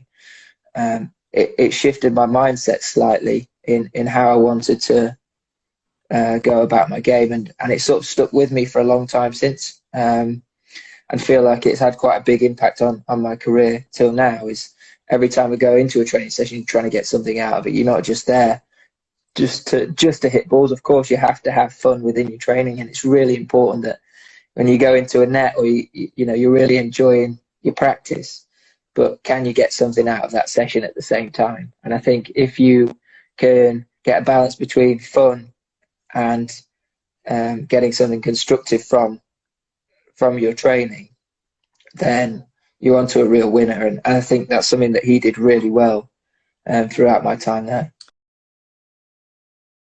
Hi everyone, opportunity this winter to spend some time with Sean and the rest of the Root Academy coaches on the high performance program out in Australia. Go and follow my footsteps. You sort of ask a lot of difficult questions of yourself, and that's when you sort of find out if this is really what you want to do, and if you're really willing to put in those hard yards and hard work to go on and play at the highest level. You pick a guy up at the airport that's sort of a young fella that comes to Adelaide for the first time, and you sort of runs through your head and you just sort of wonder where he's going to go. And you got the captain of England now and who went to the academy of the Australian coach, and it's just like, it seems quite funny that that's sort of how it's all sort of worked out. I remember getting the opportunity to come out here at 19 years old. I won a scholarship award through the MCC. They funded my flight over to come and play club cricket on a weekend for Prospect just up the road here, and be part of the Darren Lehman Academy, which worked Monday to Friday. It's hard out here when an English cricketer comes out here for the first time. What we talk about is making players uncomfortable, and that's about them learning about themselves. And I guess as coaches, we get to see how they go about cricket. We're not necessarily going to give them hold their hand out here and tell them what to do. It's very much about players being self-driven and sort of get away from home and actually learn cricket in another country, and I guess learn more about themselves as young cricketers that are trying to make it in the game. Obviously we've had current England captain Joe Root. There was a look in his eyes that I've never seen in any other player, and he was never going to be satisfied with playing for Yorkshire alone. He was always doing that extra work. He was always purposeful. He understood what he needed to do in that session. And as a 20-year-old, that was very impressive. So it's no great surprise that he's done what he has.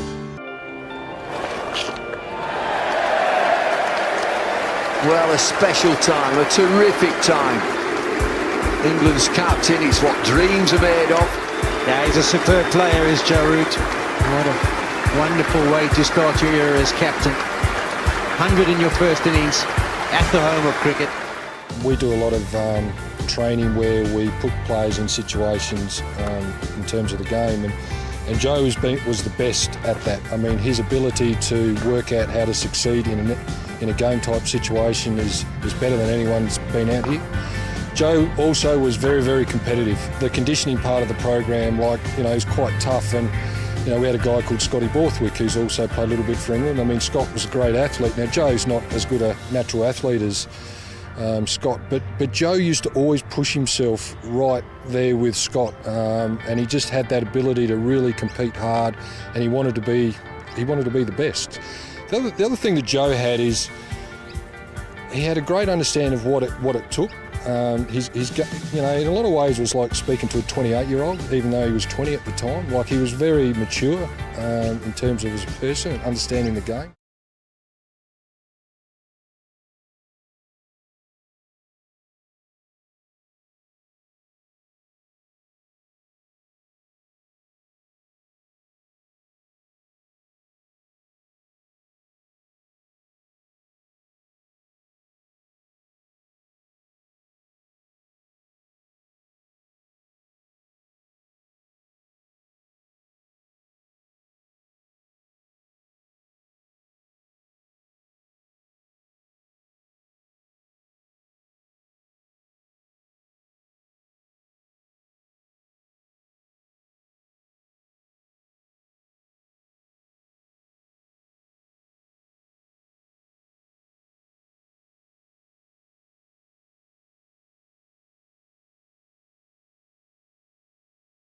Thank you.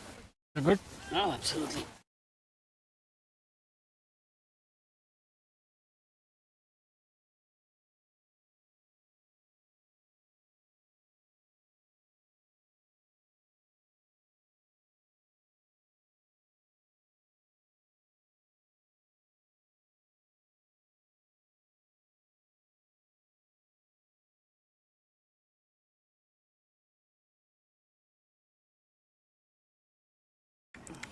All right, we are back with this chase. It is Ashwath Gurumurthy with the new ball. He has 228 wickets, playing 280 games, a very impressive economy of 4.38. And if he wants his side to win, he got to be a lot more economical than that. He need to pick a bag full of wickets within the first 4-5 overs. Yes, so Tampa Bay starting today with the spinner. Generally they used to start with the fast bowlers. So they are going with a different strategy. A good first ball, flighted full ball to Niwan. 64 is too little to defend, but I think the bowlers definitely, the sooner they can put the bad batting display behind. A good ball, good defense by Niwan. Tampa Bay looking for a big breakthrough with some new strategy with their bowling attack, going with the spin. A flighted ball. It was a rank full toss, and the batter tries to take advantage of it. They go for one, they got to hurry for the second, and they do it comfortably in the end. That's the first runs. Niwan gets those, and it is 2 without loss. The non-striker is Esmatullah. Ashwath is bowling to a lone slip. A flighted ball on and around the off stump. The batsman lunges forward, plays it away to the fielder at point. No run. Ashwath in his fifth ball. Niwan facing his fifth ball as well. A good flighted ball goes at the short mid-wicket region for a dot, and a good first over by the Tampa Bay bowler Ashwath. Actually, he's got one more ball to go. One to go. One more ball. But nevertheless, it's a good first over to bowl anyway. Last ball of the over, and a good stop by the bowler himself. It's a nice drive, and the bowler was quick to move to his right and puts his body and stops the ball. And it is end up over number 1, Ashwat. It's 2 without loss, and we'll go for a commercial break. The Root Academy is all about finding ways to encourage people to play more cricket. By making cricket fun, we think we can increase the take-up and retention of players. We want to intensify the experience of young players by using the best available technology and expertise. The Root Academy provides opportunities for cricketers of any age, gender, race, ability and location to play and enjoy cricket.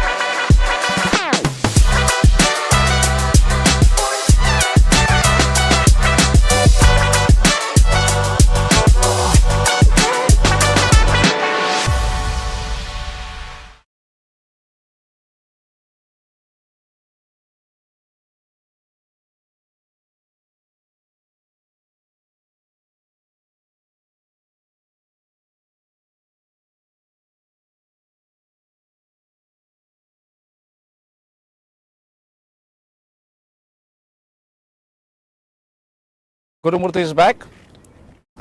Ashwath Gurumurthy in his second over. Gladiators looking really comfortable with 5 for no loss. First ball of the third over. Ismatullah drags down to the short mid-off region.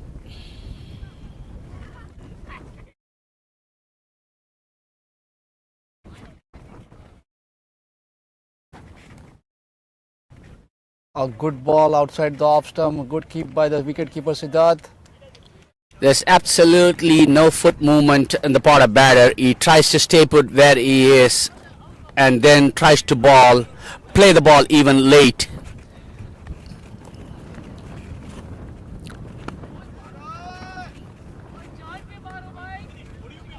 He pulls this one to long on fielder. Ismatullah actually can be better off trying to play this bowler off the front foot rather than staying put at the crease. Ashwath is bowling gentle off spinners, tossed up once, and a beautiful shot to the past the diving shot cover fielder, where all they get is a single. 7 without loss.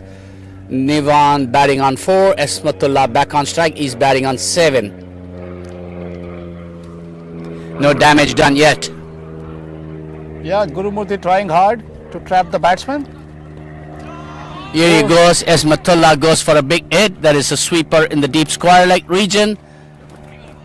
And he cleans up and throws the ball to the keeper, not before they complete a single. So, fielder over there, Uday, does a good job stopping the second run. Another flighted delivery. The batter definitely chooses that gap on the onside as a good place to put the ball, and he gets one more run. It's 9 without loss at the end of 3 overs.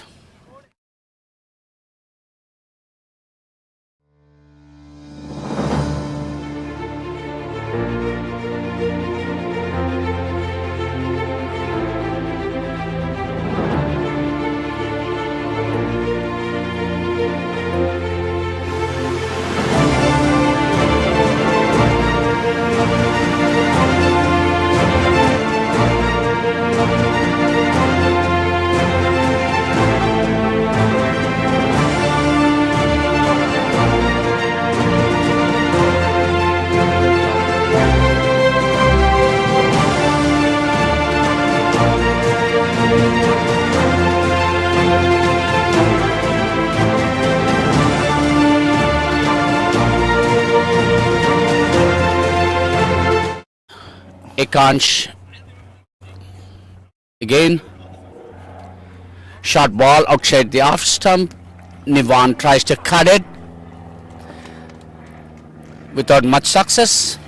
So here, the strategy at the Tampa Bay bowlers looks like they want to trap them outside the off stump. There is one slip in place, one short mid cover. There is one deep gully, I think, and a deep point. And everybody's outside the 30-yard for Ekansh. A good full ball, goes for a single. They are getting quick, easy singles. Tampa Bay needs to charge up really well. They need to do a real good attempt to stop the singles. Not very big runs to defend.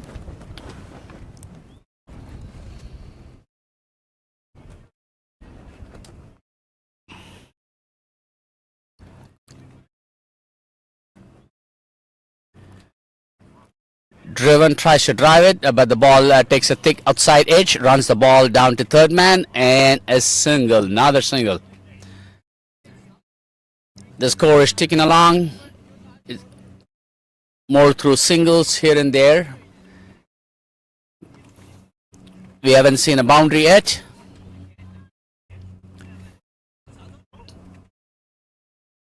The power play overs are ticking through as well. Drives the ball was a little bit on the air, en route to the mid-off fielder, but gives both batters enough opportunity to complete a single. Yeah, they don't need many runs to chase, so occasional boundaries is not required in this power play, even though it's the need of the nature of the format. Ekansh back to Istamullah. A good ball towards the stump. A good defense by Nivan. Ekansh. Istamullah, sorry. Actually, this is a very well directed, better directed ball. It's more on the stumps. Ekansh has been keeping the ball steady outside the off stump. But, this one, directed towards the stump, forcing the batter to bat. Like people say, the more you get a batter to put the bat to the ball, the more the opportunity to get the wicket is. Correct. So, here again, Istamullah has a wild swing at the ball, nowhere in the line of the delivery. This is not, definitely that Istamullah would be hoping for, because as an opening batter, you want to be a little bit more careful, or at least, you don't want off measures. You want to connect as many balls as possible. So it's definitely not has been his day so far. The score is 12 without loss at the end of 4 overs.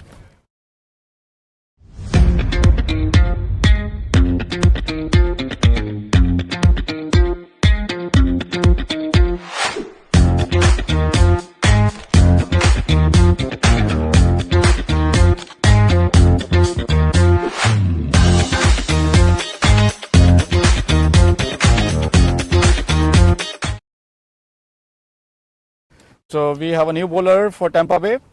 Wesley Jackson is the new bowler. Wesley was particularly impressive yesterday, picking up 3 wickets, and he got the Man of the Match award. Starts off with a wide, and the umpire calls it a wide. Wesley is a batting all-rounder, but definitely his stats looks pretty good as a bowler as well. 255 games, 190 wickets. Economy of 5 runs per over. This is across formats for sure. Yeah, Wesley, very senior player. I've been watching him since last so many years. He's a promising young man. I had an opportunity to chat with him. I spoke to him the other day over the phone. We had a chat with him in the between 2 innings yesterday. He appears to be a promising young man, with a lot of cricket ambition, and he seemed to have the goods to back himself. He says he has a family that supports him 100%, and I think he's already thinking of having a career in cricket, so hopefully he goes on to do very well. He's a kid that to be on the lookout for. Wesley losing a line and length in this over, already given 2 wides. He needs to come back really stronger.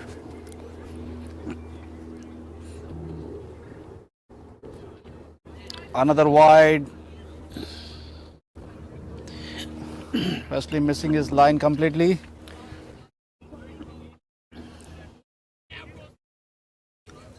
Wesley, a tall bowler. He has a real genuine pace. And he's a very clever bowler. He can change the pace of the ball as well.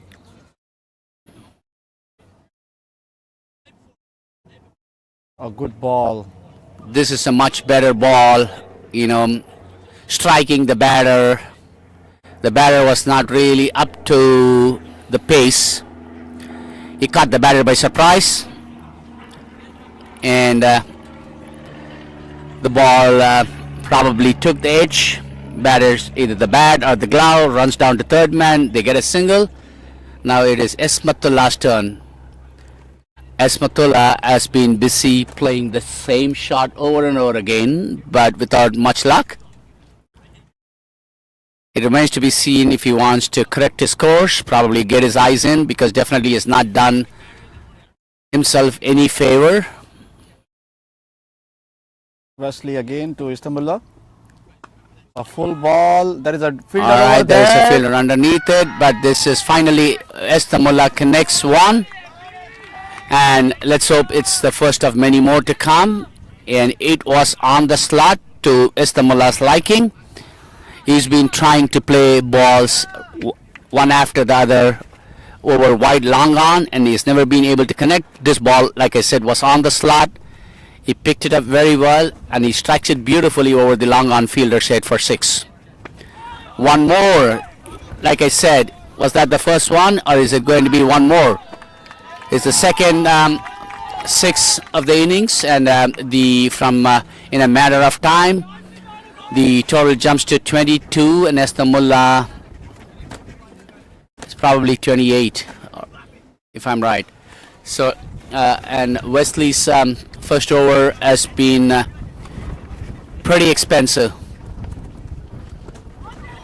This time he plays it over the covers. It's 4 more. It's magnificent. Probably Estamullah heard me say that he is not getting his eyes in. He wants to prove me wrong. And, I'm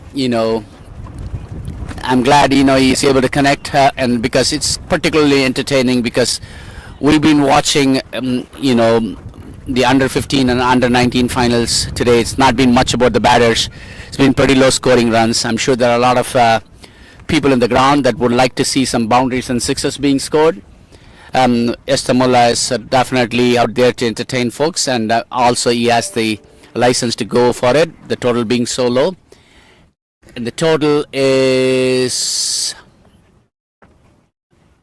32 without loss at the end of 5 overs. So as Jagan, we have seen that the wind has changed for T20 this year, I guess. We have seen in the T20 World Cup that a lot of games that happen in US, including all the games at New York and Texas and Florida, much of the games were not played. Some were washed out. It was a bowler's game rather than batter's game. As we say that T20 is a batsman game. So even here we have seen in U15 and U19, the first team who was batting, they could not put big score. And the same thing happened in U19 as well. To a greater extent, I mean, definitely, coming from IPL, most of us got a little tired and sick of, teams scoring over 10 total runs and over. But, on the flip side, getting teams all bowled out for 50 or 60 is also very bad for this game of cricket. And it all boils down to the playing conditions, and the wicket that we saw, the turf that the drop-in pitch that they got from Adelaide to Florida and from there to New York turned out to be a disaster. The first game when India played against Ireland, both Rohit Sharma and Rishabh got hit by some nasty racing deliveries, and there were reports saying that some of these batters don't even want to practice. We don't want that either. We want the right set of wickets, but cricket in America is new. ICC maybe must be wishing they had done a better preparation with those wickets, but we all can learn from the first experience. But cricket in America is all set to grow, like you said, and we can only see this getting better and better. Yeah, so US did a good job, reaching to the Super 8. Beating Canada first, then Pakistan, and then Ireland. This is magnificent fielding. The fielder at long on was very, very fast. He moved to the deep mid wicket. What looked like a certain boundary was actually cut short, and the batters just could get 2 runs. 2 runs saved, and every run saved counts because of Tampa having to defend so little.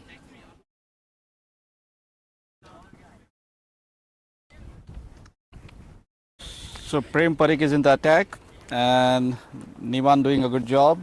The first 2 balls were dot by Prem, and the third ball went for 2 runs at the mid-wicket region, deep mid-wicket region, where Wesley did a hurried attempt to save the 4. He was completely happy to save those extra 2 runs. A big shot. It's a magnificent pull shot. It keeps going and going and going. And I've been telling viewers the boundary line is 65 yards from the stumps, from the middle of the ground, and this shot cleared the fence by a massive margin, so it would have cleared any boundary anywhere in the world. Magnificent pull shot, this from Esmatullah. This kid seems to pack power behind his shots. So, he spent a lot of first few overs trying to play that shot. He was not able to connect. And all of a sudden, he seemed to have found that golden touch. He's striking the ball beautifully. So, Jignesh, going back to the cricket in USA, if the World Cup has definitely caught a lot of eyeballs, caught a lot of attention. There was a lot of TV coverage. If the cricket in USA gets a lot of momentum because of this World Cup, I would largely attribute it towards that one single game in which USA beat Pakistan. Would you agree with me or no? I totally agree with it. It was I would say a turning point in US cricket in general, because a lot of headlines were made by the top media house of US, like CNN, New York Times, like ABC News, and all the top newspaper were putting the headlines on that newspaper in the sports section. And plus the change of the key bowler was Saurabh Netravalkar. He became a superstar. And after the next game against India, he took the top 2 wickets of Rohit Sharma and Virat Kohli. And in that game as well, with India as well, US was looking good. That could have been a very close game if they would have held nerves properly. I think Netravalkar himself dropped 1 cage of Surya Kumar Yadav, I believe. That could have made a big change. Oh, absolutely. They came very close to beating India. So, the thing is, for the young kids playing here, many of them are in the 15, 16-year age group category. I'm sure this is a game that they will remember forever, because this game can be the landmark game that, can change the fortune of cricket in America is. And I can relate myself to the 1983 World Cup. I was a teenager watching that game in black and white when India managed to beat the mighty West Indies out of nowhere. And we all see how cricket in India transformed overnight. So, I'm sure every country needs that one game where they were, dark horses, where they had no business to be out there playing the game to start with. Forget about winning.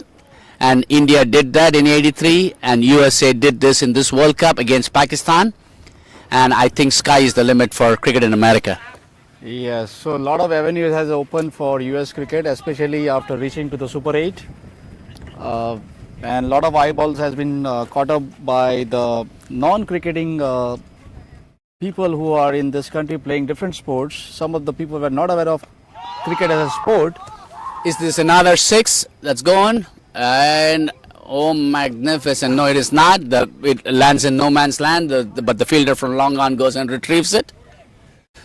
So, Jignesh, let me ask you this question, because your son plays cricket here in this country. So, as a parent, definitely for you to support him, right? What kind of incentive that you have to support your son playing cricket? Because I'm sure there are a lot of young parents that are watching this game today. I would like to get your perspective, and I just wanted to kind of pick your brains on your line of thinking when it comes to your son and him playing cricket, because it's a lot of investment of time and money and effort, and in a matter of time kids will be very soon to college applications and stuff. And how do you draw a line, and what kind of future do you anticipate for your son in cricket, especially in USA? A good throw by Uday at the cover region, and the bowler misses the ball. It could have been a run out. Missed the opportunity to take the first wicket. Gladiators looking good.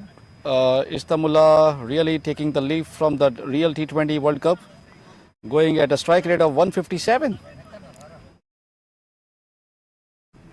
Gladiators are 48 for no loss in the 7th over.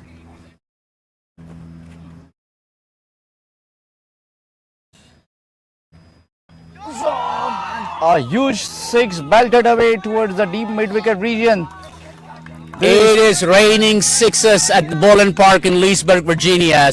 Chasing this total down, Estamullah is making a mockery of the Tampa Bay's bowling. This is a day that the Tampa Bay Assassins would like to quickly forget and move on because nothing has gone right for them today.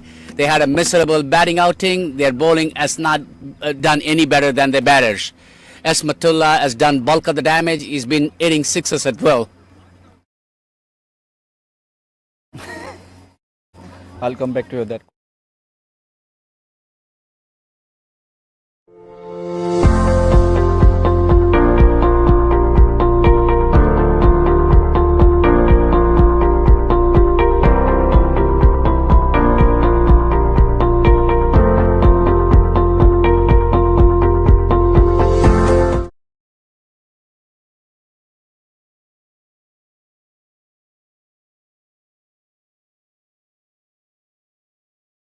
The 8th over, and Gladiators are right now rocking.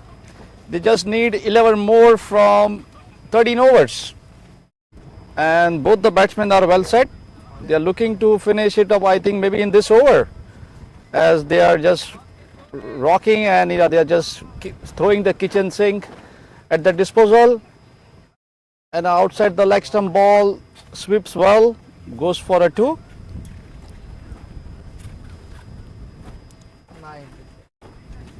Istamla looking really strong. He's on 39 of 22 balls and well supported by Nivan, who is right now just a spectator watching his partner making a huge dent in the Tampa Bay camp.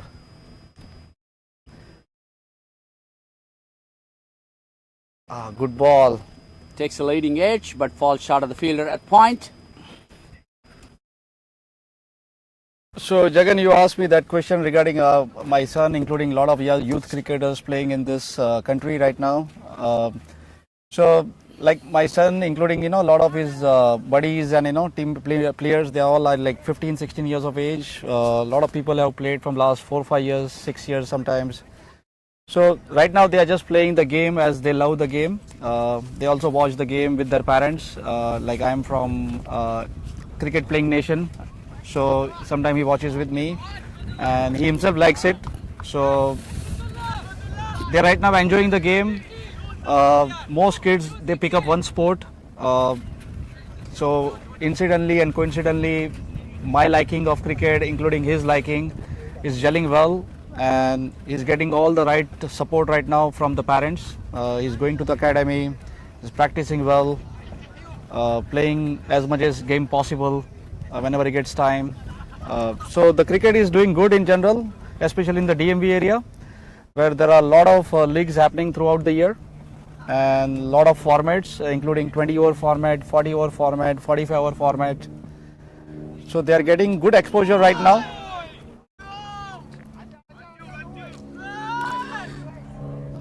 So that leads me to the next question, because in USA in particular there are a lot of professional sport like football, basketball, ice hockey, so on and so forth. Baseball is big.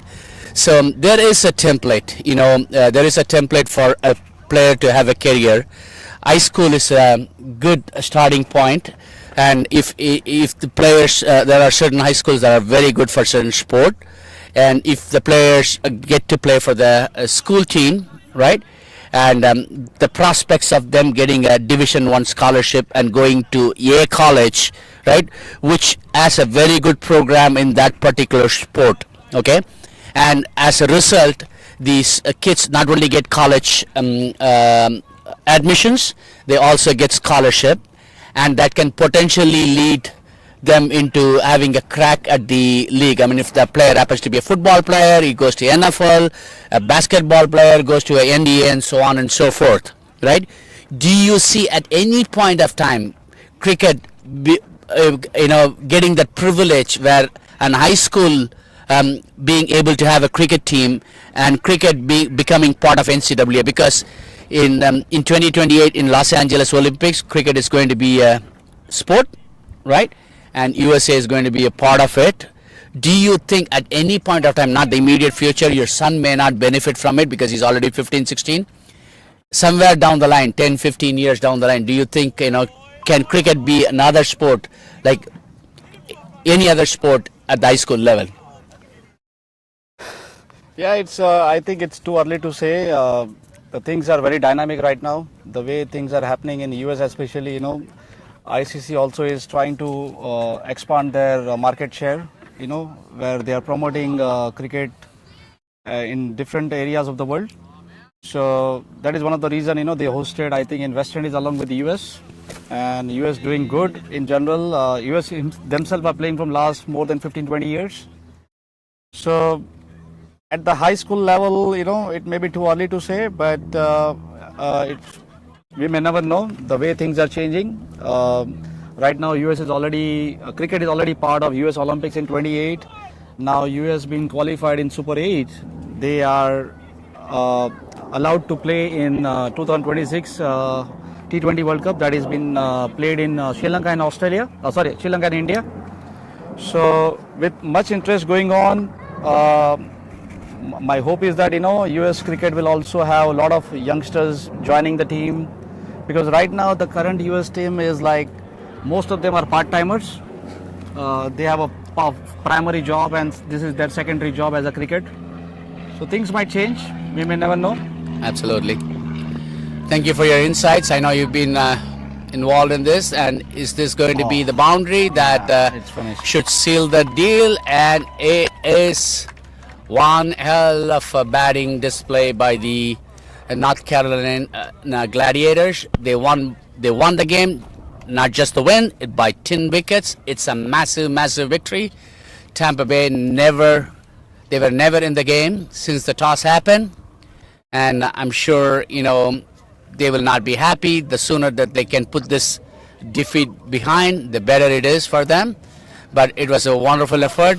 The Gladiators are the happy bunch. The coach must be excited because he's going back home with 2 trophies, the under 15 and the under 19. They are a champion side. They played like champions, and they took care of the business in no time. It's fantastic, evening at the Bolen Park. All games are over, and going to go for a short commercial break. We'll be right back with you for the presentation ceremony. Thank you, Jagan. It was a comprehensive win for Gladiators. Tampa Bay reaching to the finals, played a very first 3 good games. They lost 1 out of 3, and today it was not a good day for them. Hope the kids must have learned from this game, and implementing their learnings when they go for the different games in different leagues. Absolutely. Throughout the year. Absolutely.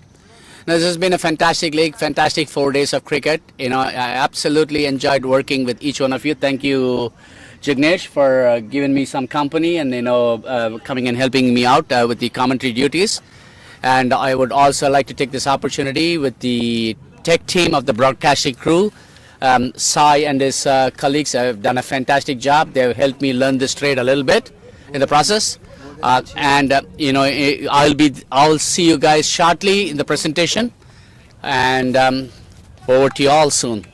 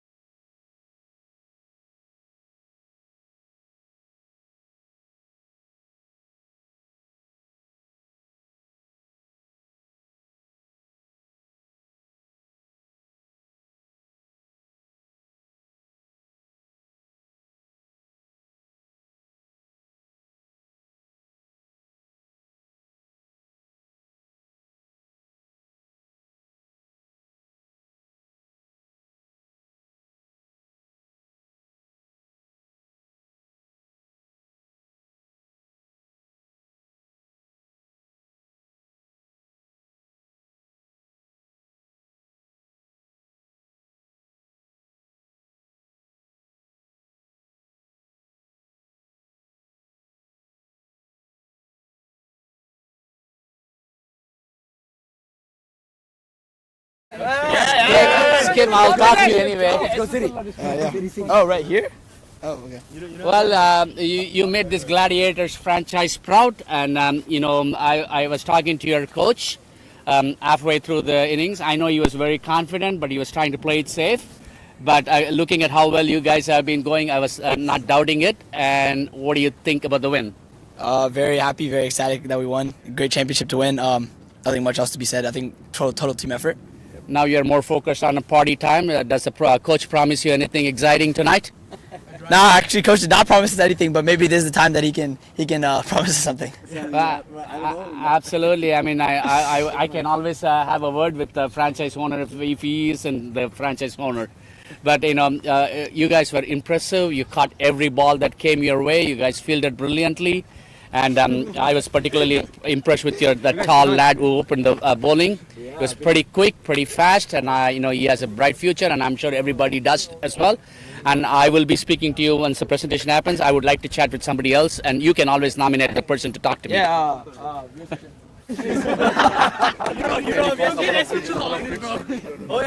Matullah. No, you can talk. You can talk to me. Everyone. All right. So, Sachin, I'm sure you are a happy camper as well, right? Yeah, I'm very happy that we won, especially after losing the first game. You know, it was a really tough loss, but then we came back. We went back to the drawing board, and we saw what we do better, and we executed that in the last 3 days. Fantastic, and you appear to be a bright young man. How old are you? I'm 17. And where are you from? North Carolina. North Carolina. So, which grade are you in, by the way? I'm going to 12th grade. Are you going to 12th grade? Yeah. So, do you still think you will be able to keep up with cricket? I mean, you should be after college in 1 year, right? Yeah. Okay, so do you think you want to still keep up with cricket? Yeah, obviously I want to keep up with cricket. It would be a little more harder, but I think I will still be able to play cricket and study. What kind of a support that you get from your family for you to pursue cricket? Is there a lot of pressure? I'm sure, being a parent myself, I will want my child to do good, get A+, which my kids don't, but do well with the singing, dancing, whatever that they do. I'm sure, do you have the same pressure? Not really. My parents are really supportive of my cricket, and they let me travel to all these tournaments. And they also there is some pressure on my studies, but like they know how to manage well, and they know how well I do in each of the categories. So there's really good support from both my parents. Fantastic. Good luck, and I hope to hear more about you in the future. Thank you. All right. Who's next? Come on, buddy. What's your name? Asmatullah. You are the one who was smoking all the sixes. Not all the sixes, but 4 sixes. Can we speak? The 4 felt like a lot because we watched under 15 this morning, under 19. Put together, we had a score of about 60, 70 times 4, 280 runs between 4 innings. That's not a lot, right? And you came and hit those 4 monster sixes. I was extremely critical of you. I'm sorry if you ever happened to watch the tape. I said this guy is standing right there and swinging his bat without getting his eyes in. Probably heard me, and you started getting everything right, and everything that you hit was clearing the distance. That's one shot that you hit over the mid wicket that way went past. Is that the kind of batter you are? And I looked at your strike rate. You have like 123 or something like that? Yeah, so even in my team, in club team, Afghan CC and WC, so that's my job to hit big sixes. I am a finisher actually there. So yeah. Yeah, you finished the game in no time, and I hope to hear more about you in the coming years ahead. All right, good luck, buddy. Thank you. So we have the team of Tampa Bay Assassins, U19, and we have Captain Rinesh and the team here, and the coach Roy Silva. So Rinesh, what's your take from this game today? I just think we collapsed. Our batting just collapsed. That's like the main reason for us to lose. I think if we put up even 130, 140, could have been a competitive game, but 60 just was not. It was just not enough. Get this closer to him. So what was, I know you lost the toss, I think they won the toss. So what was the discussion for the first 6 overs or the first 10 overs, how to play and the top orders, so what should they look for? We were just looking at 150, we were looking at 150, but obviously 3-4 wickets lost in the power play made us get in a shell, and it just made it worse. All our top order batters throwing their wickets away, playing the wrong shots. I think once we lost 3-4 wickets in the power play, the middle order also crumbled, which is why we couldn't get a total up. So any instruction given to certain players after the top order collapsed, after 6 overs, I think you guys were 3 down for maybe around 20 runs or something? Yep. And then what was the instruction given to any set batsman? I think at that time, Prem Parikh and I think Rahil was playing, and I think then Sid came. I mean, obviously we told them to hang around, but also play positive. You can't get in. You can't ever get in a shell while playing T20 cricket. So you're gonna have to keep rotating, keep looking for those boundaries, and then obviously playing positive comes with a risk. I That's see. also one of the reasons you collapse so fast. So how was the pitch? Like the pitch was same like the previous game you played here. Was the ball bouncing too much or the spinning too much? I just think our team collapsed. Just a quick fall of wickets caused us to get under pressure. I think the wicket was fine. Wicket was fine. We just played bad cricket. I see. What were the then chat after the first inning score? I know you did not put up a big score. So what was the instruction given to your bowlers? Simply, we decided we're going to fight till the last ball. We did not give up, and we wanted to play tough cricket, hard cricket. That's what I told my bowlers and my fielders. We're going to go out there and play like we can win this game till the last ball is being bowled. Well, listen, you guys are fantastic. I've been watching your team the last 4 days. You guys played a lot of tough cricket with a lot of intensity. You got some passionate set of coaches who was always, egging you guys to do well. And it's been fantastic. And congratulations. Showing up at the finals is no less feat. And it's a very competitive tournament. It's not like a walk in the park. And also back-to-back games. Each day takes a toll, irrespective of how old or how young you are. So I'm sure there were a lot of learnings from this. And what are your thoughts, finally, before I let you go? I don't want to keep you here for long. What are your thoughts about this league and the opportunity that you all, if you can speak on behalf of your team, that'll be great. I think this is one of the most competitive T20 youth leagues I've played in. And I would like to thank my team for giving it their all. It's not easy to play 4 days in a row. You guys all gave it your best. Special mentions, I want to really talk about Ashwat's performance. He bowled really well in all the games, and he really stepped up while his team really needed him while batting too. And Wesley too. Wesley bowled really well all of the games, and he also played a crucial role while batting. And then all my fielders, they all took catches when I really needed them to. I think our fielding is the reason we ended up in the final.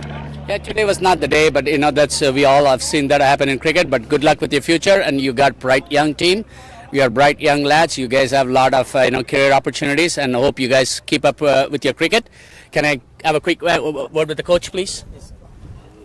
Coach, tough luck. I'm sorry about the loss. I'm sure you wish you had a different result today. Of course, we always coming positively to play this game. Our boys are doing really good, so I'm very happy with them. I'm very proud of with them. They went some hard time, but they applied really good, and we came all the way to finals. So things are not work with us today, but I have to tell them something. We have to, once we have those kind of game, get all those experience to the future. Because of this is the part of the game. If sometimes you are errors going there, 13 runs for 15 runs for 2 guys, and we want to show the characters on that period. Then come up and heads up and play the game. Take the game as much as deep as possible. And I completely agree with you. I'm sure we all know at the ages that we are in, we definitely know only these kids can only get better and better as they grow older. But it's because look at this on the bright side. Look at the scenes, the settings. These are magnificent cricket grounds to come and play a game of cricket, right? And not very many people, at least when I was their age, I never got an opportunity to step into a cricket field as good as this. And I never had a coach. Yeah. I mean, at that point of time, the Indian team did not even have a coach. Yes. Okay, that's how old I am. Okay, for you kids to have all this infrastructure, the parents backing you guys up, spending all the money, and everybody is a blessed soul. And for you guys to have a coach who cares about you all, it's fantastic. And I wish you guys all the very best. You guys put on a great show, and I hope to see you guys come back and play a competitive cricket the next year. Yeah, I want to thank you very much for the tournament organizers and Chandra especially giving us this opportunity as a franchise. So we'll be come back strong next year for sure. Thank you, Coach. Would you like to have some last word for your team? Everybody, can I say some words to your team? Most of the teams, I think most of the players are playing for the first time as a team, I guess. Well, I should step forward. I know you like to talk. Say something. Yeah, tough luck today. It's just one of those days that happens, in cricket, collapses. But I think we should be proud of ourselves for having reached the final. It's no fluke that a team actually gets to the final. It's a series of playing good cricket over a period of days like we have. And obviously today we didn't get the result that we wanted. But, I mean, again, it's just one of those days. Unluckily for us, it happened today. But we just have to take these experiences and try and move forward. Give it to Wesley. Wesley, mate, I have a question for you, right? I saw you bat. You were magnificent yesterday, right? You go look at the count and the number of viewers. At least there are probably 20 extra people that I had them watch you bat. Probably I jinxed that. And what exactly went wrong today? And I was so looking forward to your batting. I mean, yeah, today just wasn't my day. Unfortunately, I got out on the second ball. I edged it to short third man. Yeah, that was a very good catch to the guy took the ball, right? Yeah. Yeah. I probably, when on my normal days, I probably would have left that ball just because I'm just starting my innings and the ball's still swinging. So that ball swung away a lot. I could have probably left it or judged the ball better because this wicket's also very bouncy, so lots of edges are coming. I forgot to ask this question to your captain. Is this a wicket that you would have liked to bowl or bat first if he had won the toss? I mean, yeah, we definitely wanted to bowl first today. We were unfortunate to lose the toss. But although we still could have adjusted and scored many more runs. No, but absolutely, we enjoyed watching each one of you, and I loved your batting. And all of you are talented young cricketers, and I wish you guys the very best. Thank you. Anybody would like to say something? Say something. Come on, be a sport. Come on. Ashwath, come on. Ashwath, come on. Ashwath. Man of the hour. MVP. Say something, okay. Who's Ashwath? Ashwath, come on, buddy. The captain had a word of praise for you, right? Which is always a nice thing because so many of you, he pointed you out. How good you feel about it? I don't feel too great right now because obviously we lost, but I think the tournament was fun, new group of people that I haven't really played with before from different states, different backgrounds, different areas. So I think it was good to see how we could come together as one team, like with very short time, no practice sessions, and just come and play on the field as one unit. So I think that was really good to see. Overall, I think all of us gave our 100%. We all learned something from this tournament. And I think overall it was a good tournament for all of us. I was going to tell you all of the things that you just said, and you have every reason to be happy about those things. I know wins and losses happen in life. Try to put it behind, and you are a promising young man. You are backed by a lot of excellent teammates. It's never easy to come and compete, and there can be only one winner on a given day, right? If you play the finals, and it's no less task, you don't get to finals without having checked certain boxes, right? And you were a big part of it. You should keep up your shoulders, heads high, and be proud of it, young man. Thank you. All right? Good luck to you. Thank you. Yeah, so chin up guys, okay? You did a good job. Thanks to your coach. Thank you guys, thank you. Thanks, buddy. We'll wait for the post-match presentation, okay? After a few minutes. Good luck. Good luck. Are we going to wait till that game ends? I think so. Because after that only, the whole, they will update their stats, right? Maybe just check their score, how far they are, how much they made. Yep. They're chasing something.